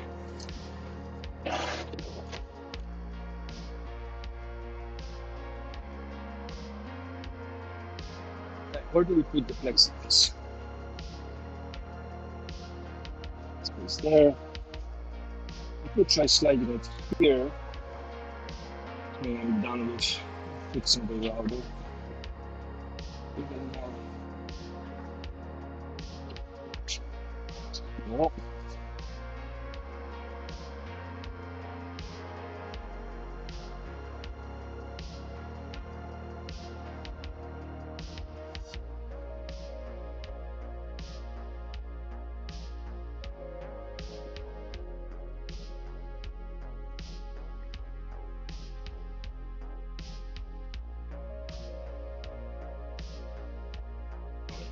Take your time. I can put in that left back here. Take this away because we do have ants.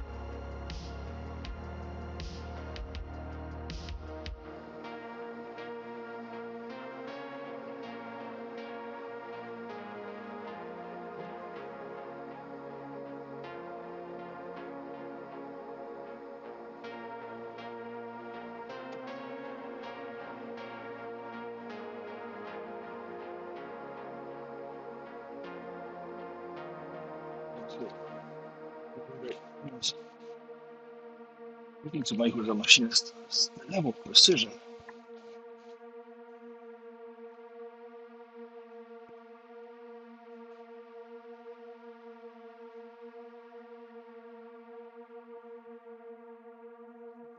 This, make sure it works.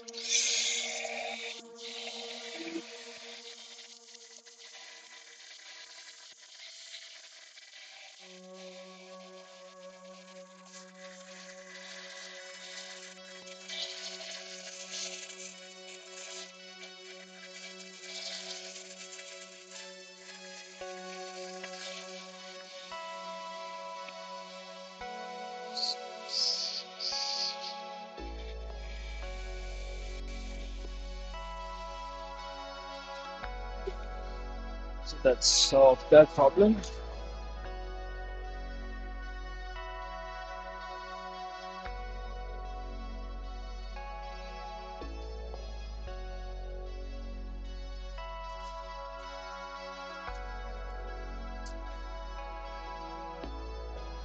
I know you guys are not here, being quiet, but I think it's awesome. We have we have machinists becoming woodworkers. Because that means we have cross population of very different skills, and um, that means as a craft in general, we are all getting a lot better. Because having a machinist on Team Wood means we are we have somebody who knows how to mill metal and is not afraid of milling metal, which means that down the road they might sit down and go like, okay, I cannot find this tool. This tool isn't good enough. I can make my own.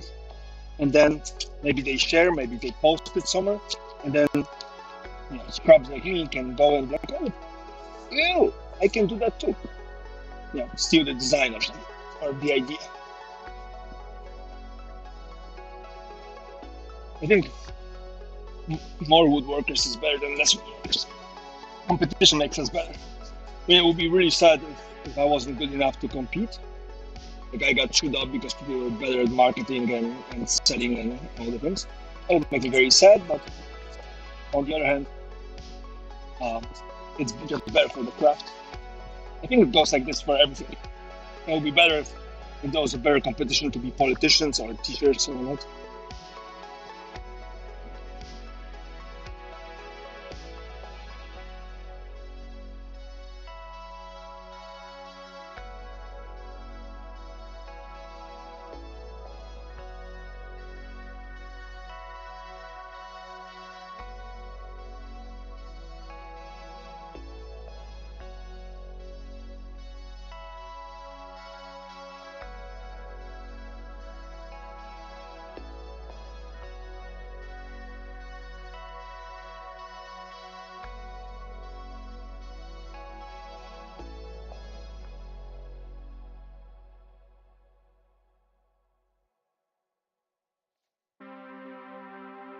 Nice.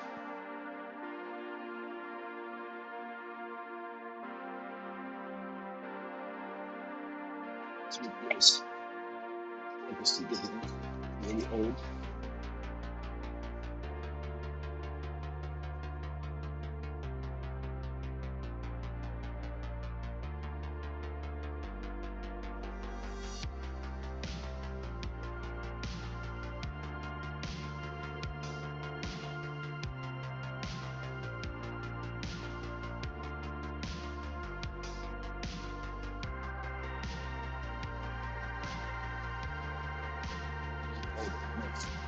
It's starting to separate too.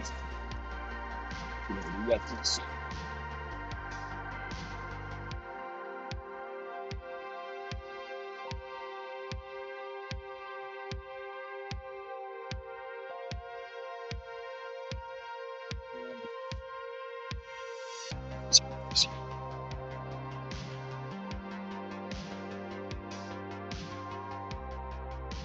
As long as we don't get too much air to it and don't let it dry too much, it'll be okay. And of course, when the new blue in there, it'll be okay.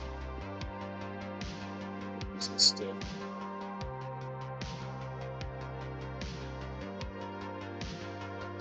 Well, blue isn't that old, but you know what I should say, blue that large projects.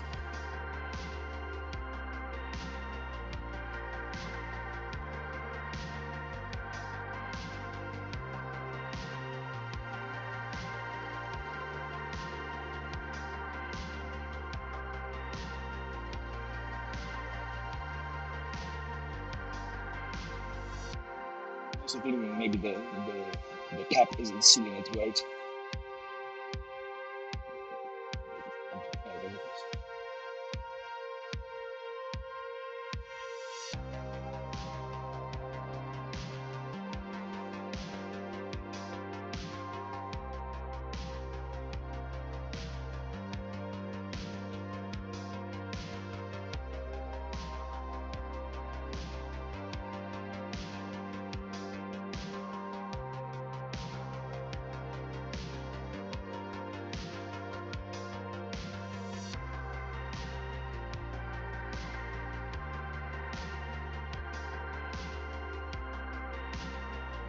People on YouTube that make padding boards and they have those big containers with a roller full of glue. I don't know how they deal with glue going bad, or maybe they're just going through so much of it. Don't have to worry about it. Usually pretty stable overall. It's not a single component glue, so it chips in with the difference.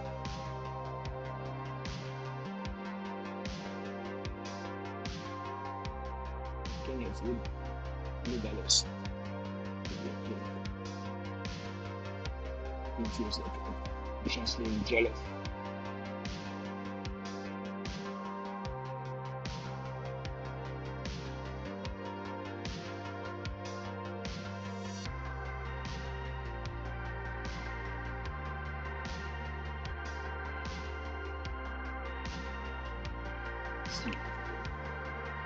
Pours the rest of it here and then we go wash it off.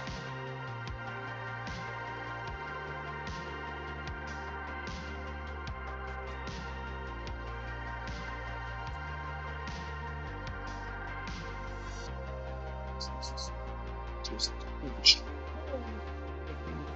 Most of the ball of those, so it's good.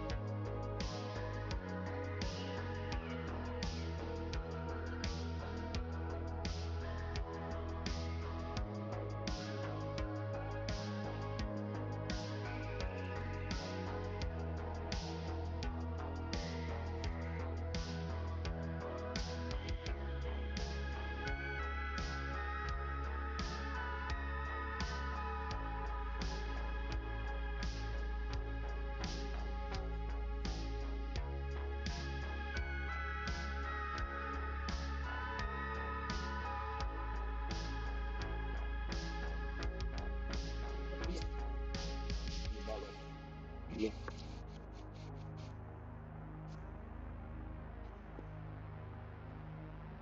That's done, and let's fill this up with water. We'll have to find a cup for this.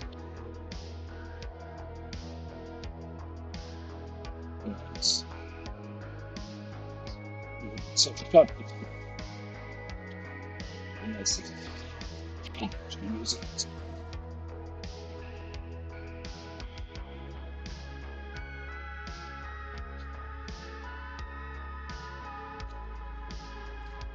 And fast for a moment. This was in the way of trying to figure out to put the plexiglass.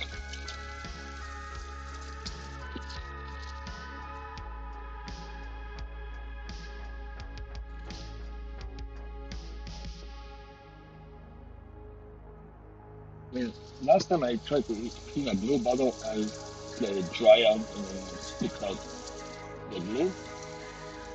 You got most of it empty, really empty, because it makes more sense to just pour water into it.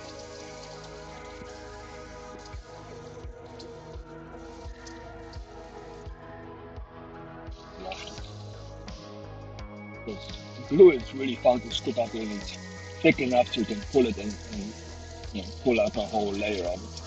It's really annoying when it's a very thin layer and I don't know how it will react with whatever else I'm going to put into the bottle afterwards.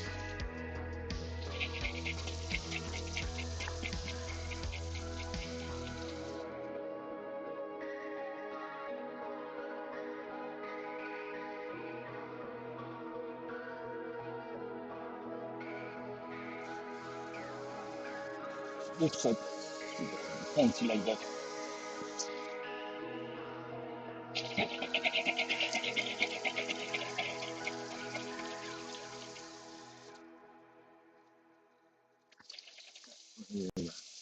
Fill it up with water and just let it sit there, being soft.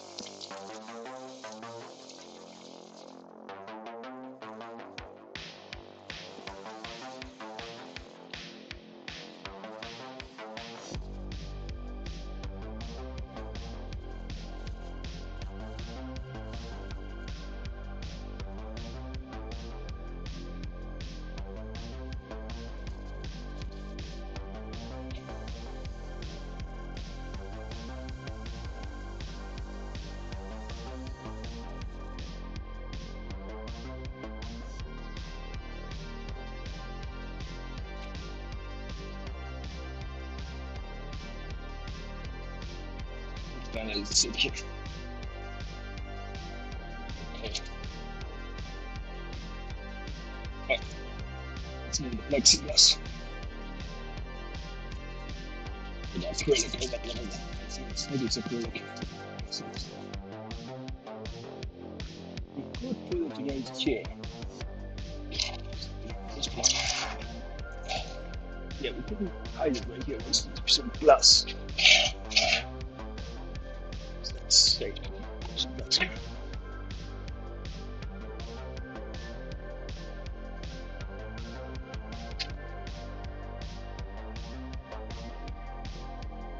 It's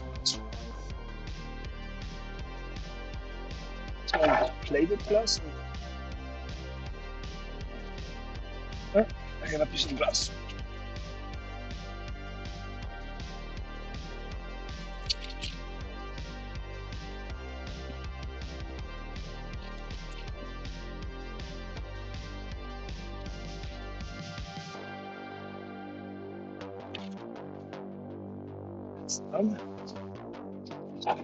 Way. Oh, throughout the table. Put it in here. Just here. Like this. This here.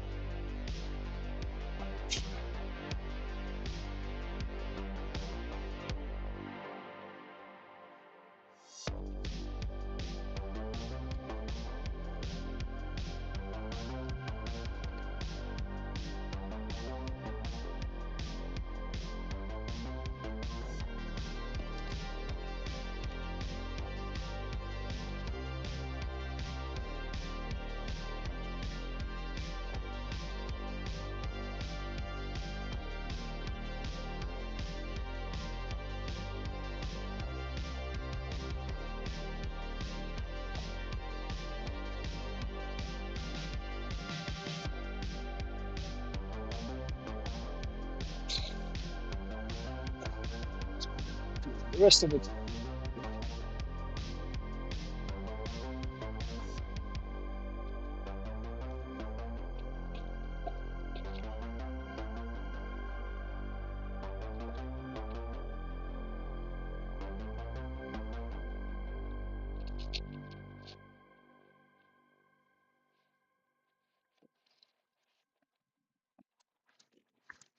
we have a quarter inch eight. We are going to connect quarter inch and eight. It was going to be no, we don't have with the pelican. So the J with it. So what will happen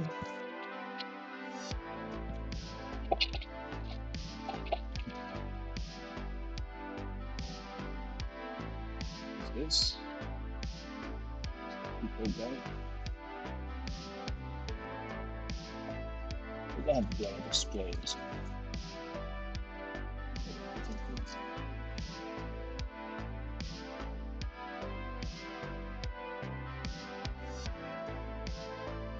Let's use this.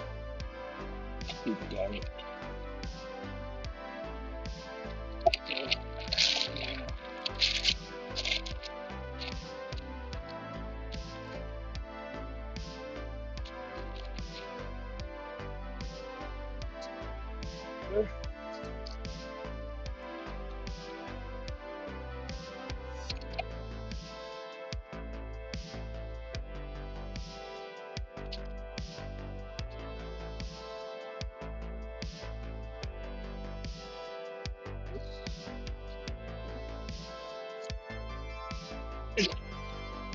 Care about the pressure loss. Get this taken so we can start grabbing another project.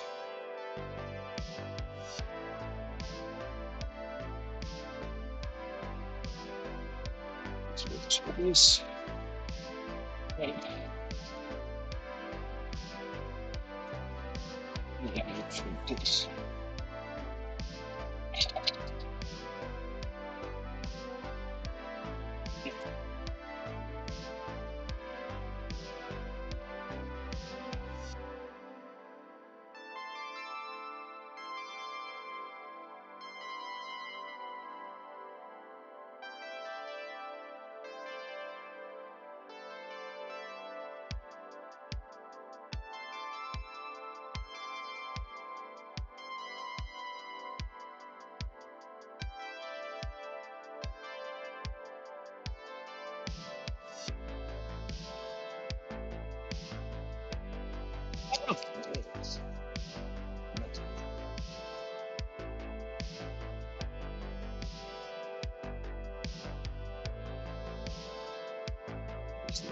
Measuring tape.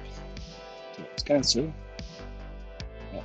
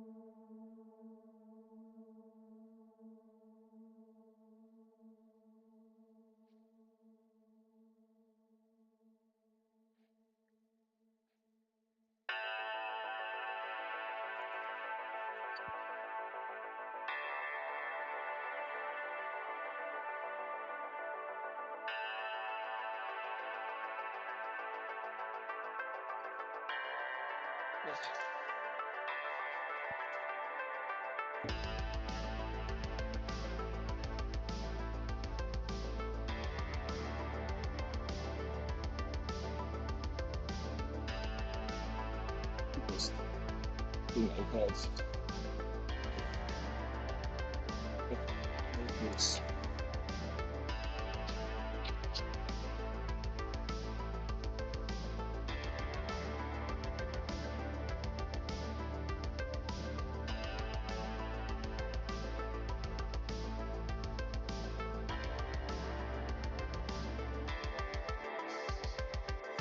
actually afterwards.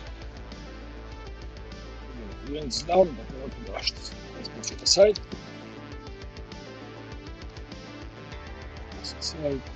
Like this, so it's sprayed on, otherwise, you don't have fire. Um,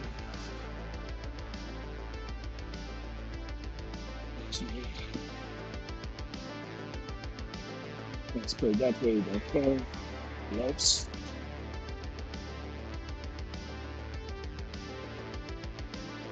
Let's just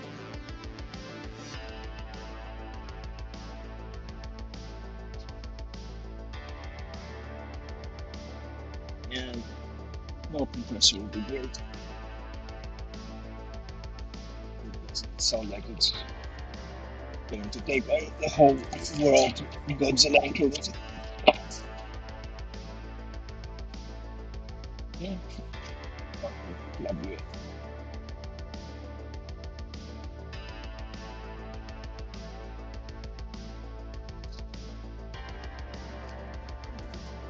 Yes.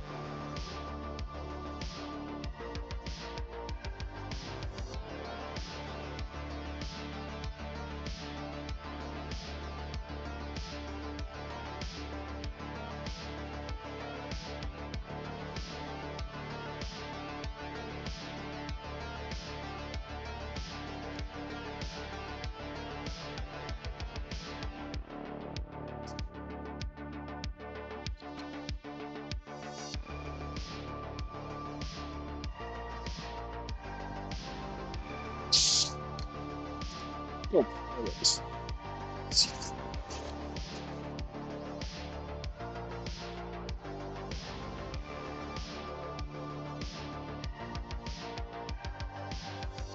Oops. That goes. It's looking great.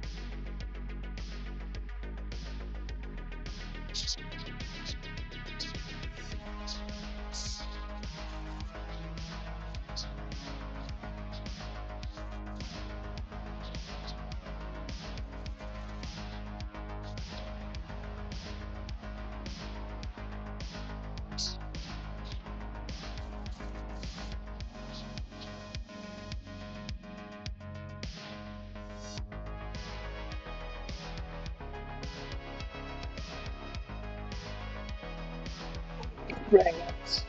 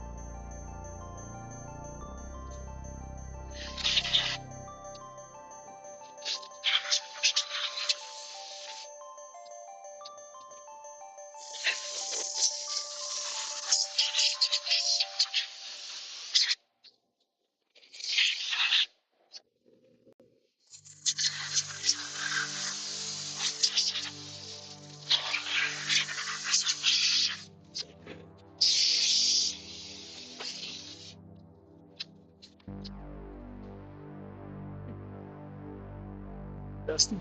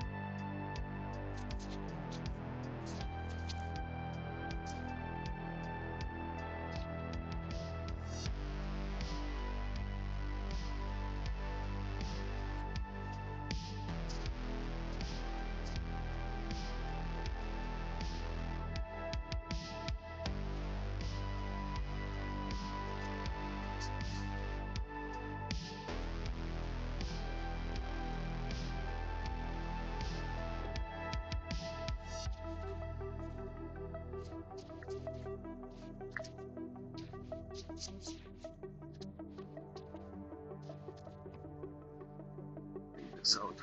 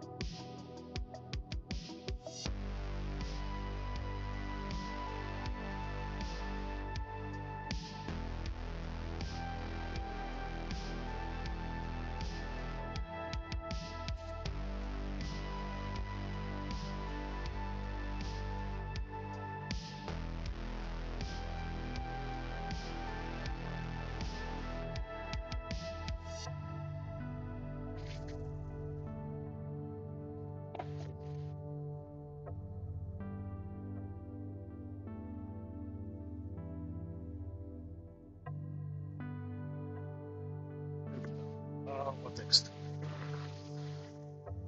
8:45.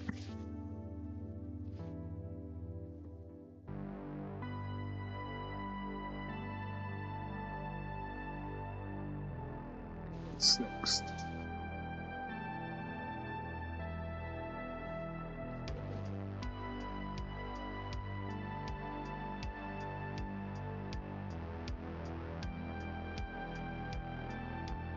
Smart things we can actually. This one.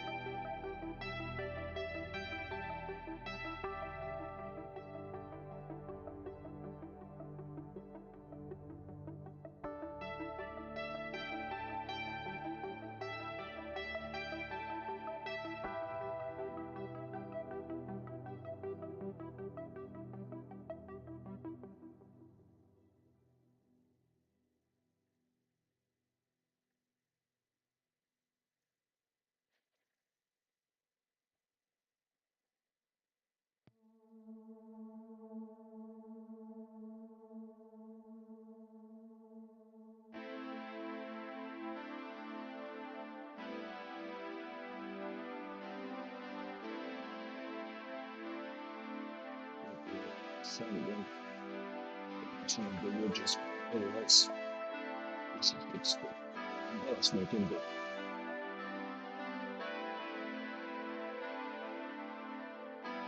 yeah, we can use the remainder of the air.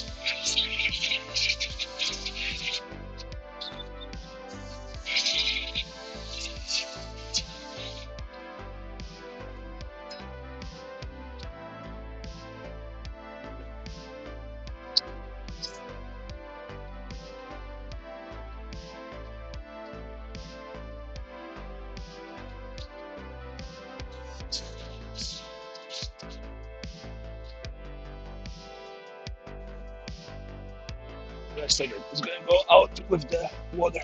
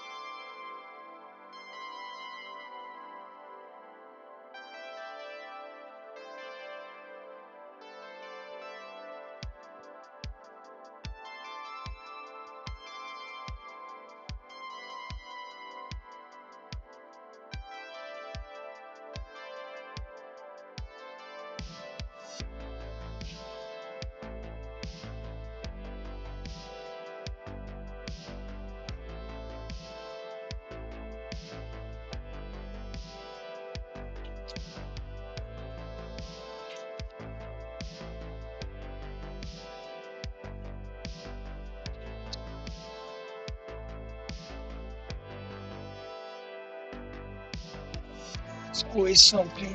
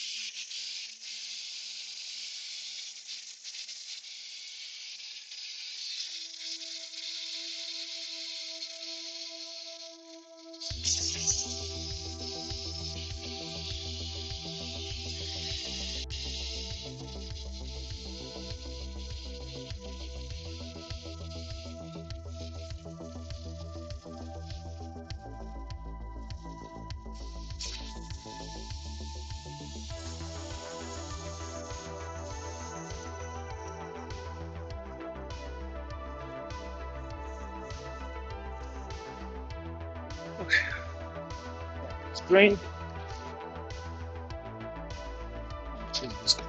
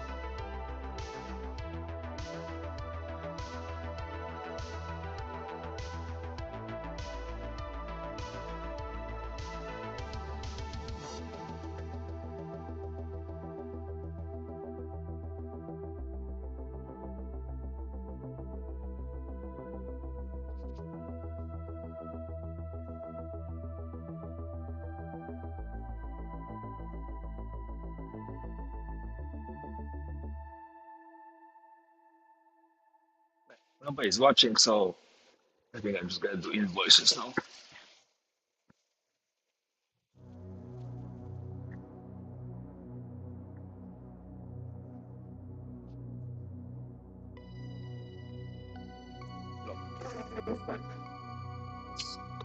In the way.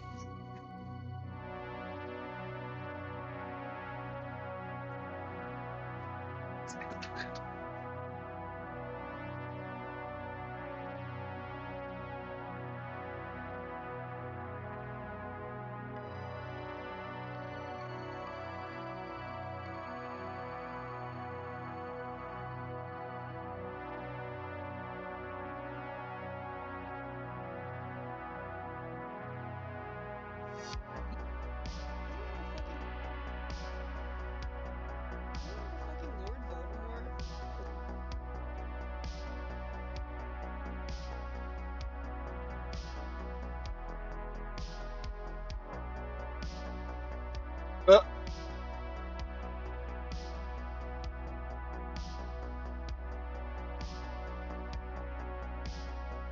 so much for TikTok.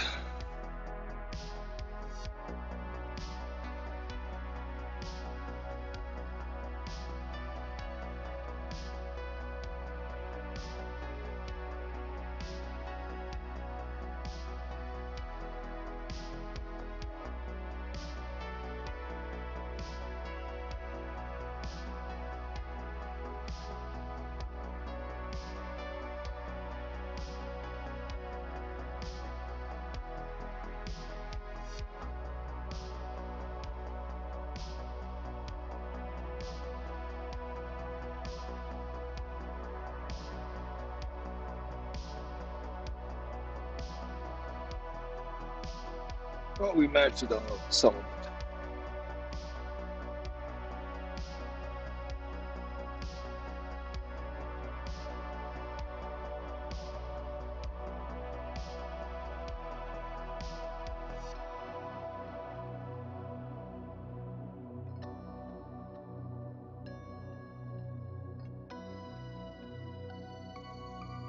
I managed to download some of my old data, so that's good.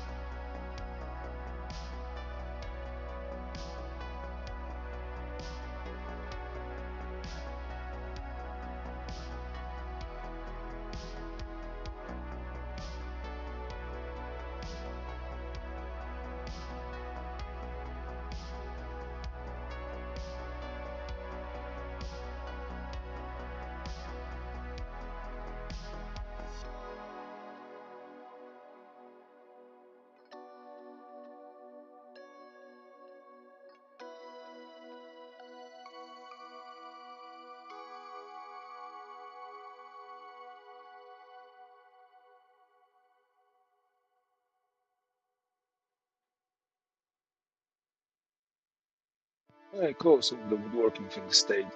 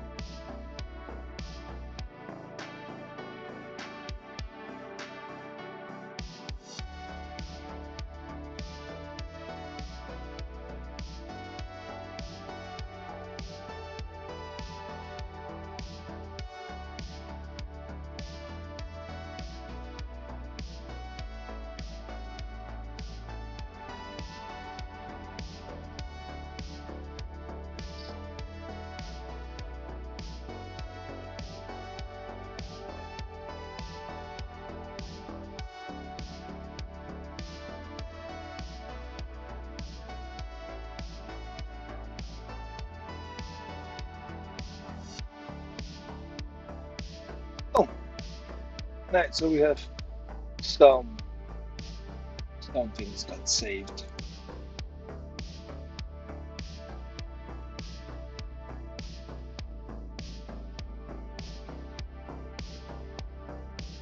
Later.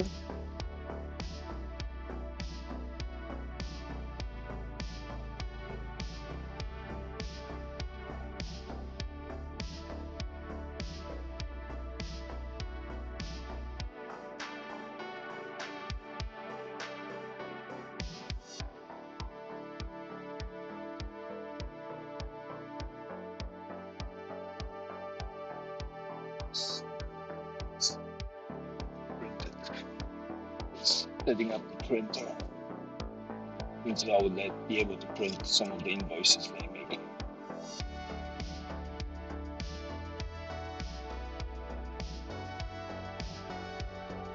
How do we do it? That. This is uncomfortable for work. It's crowded. I cannot get close because definitely.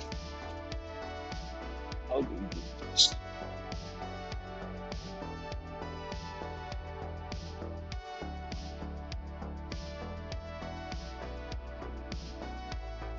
Again, it's a wood shop, not a computer lab, so.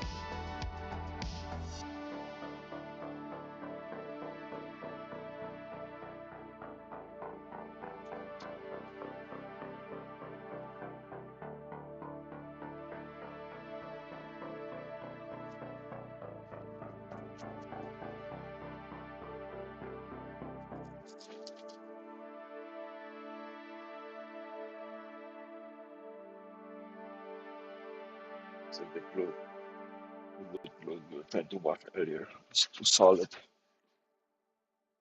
Move by a little soap with water. And it's a glue that is resistant to water.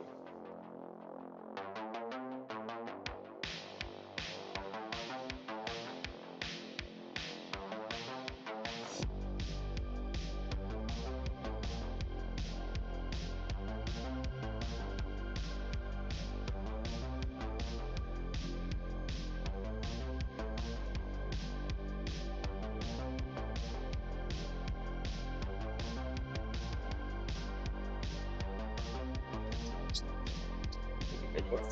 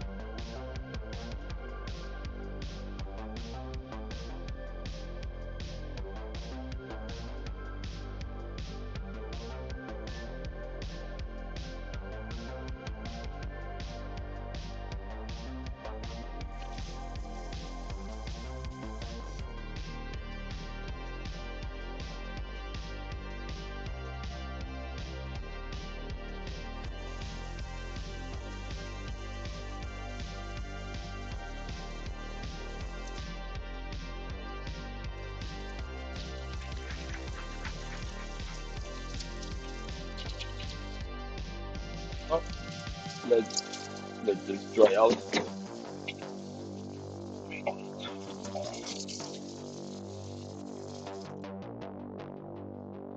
That's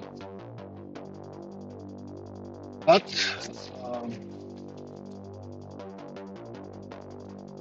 it's 9. No, it's 8. 8? It was 9. Yeah. So we have a little bit more time. Okay. Anyways, I'm gonna close this stream because I'm going to be doing paperwork, so you guys don't need to be here for me to wait for that. And I'll see you guys tomorrow in the my late morning, maybe the early afternoon.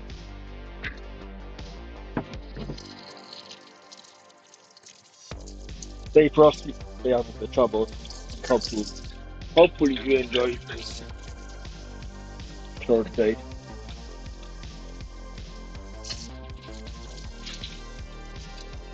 Thank you for being here, etc., etc., etc. Good night. And 4.5 to work right now.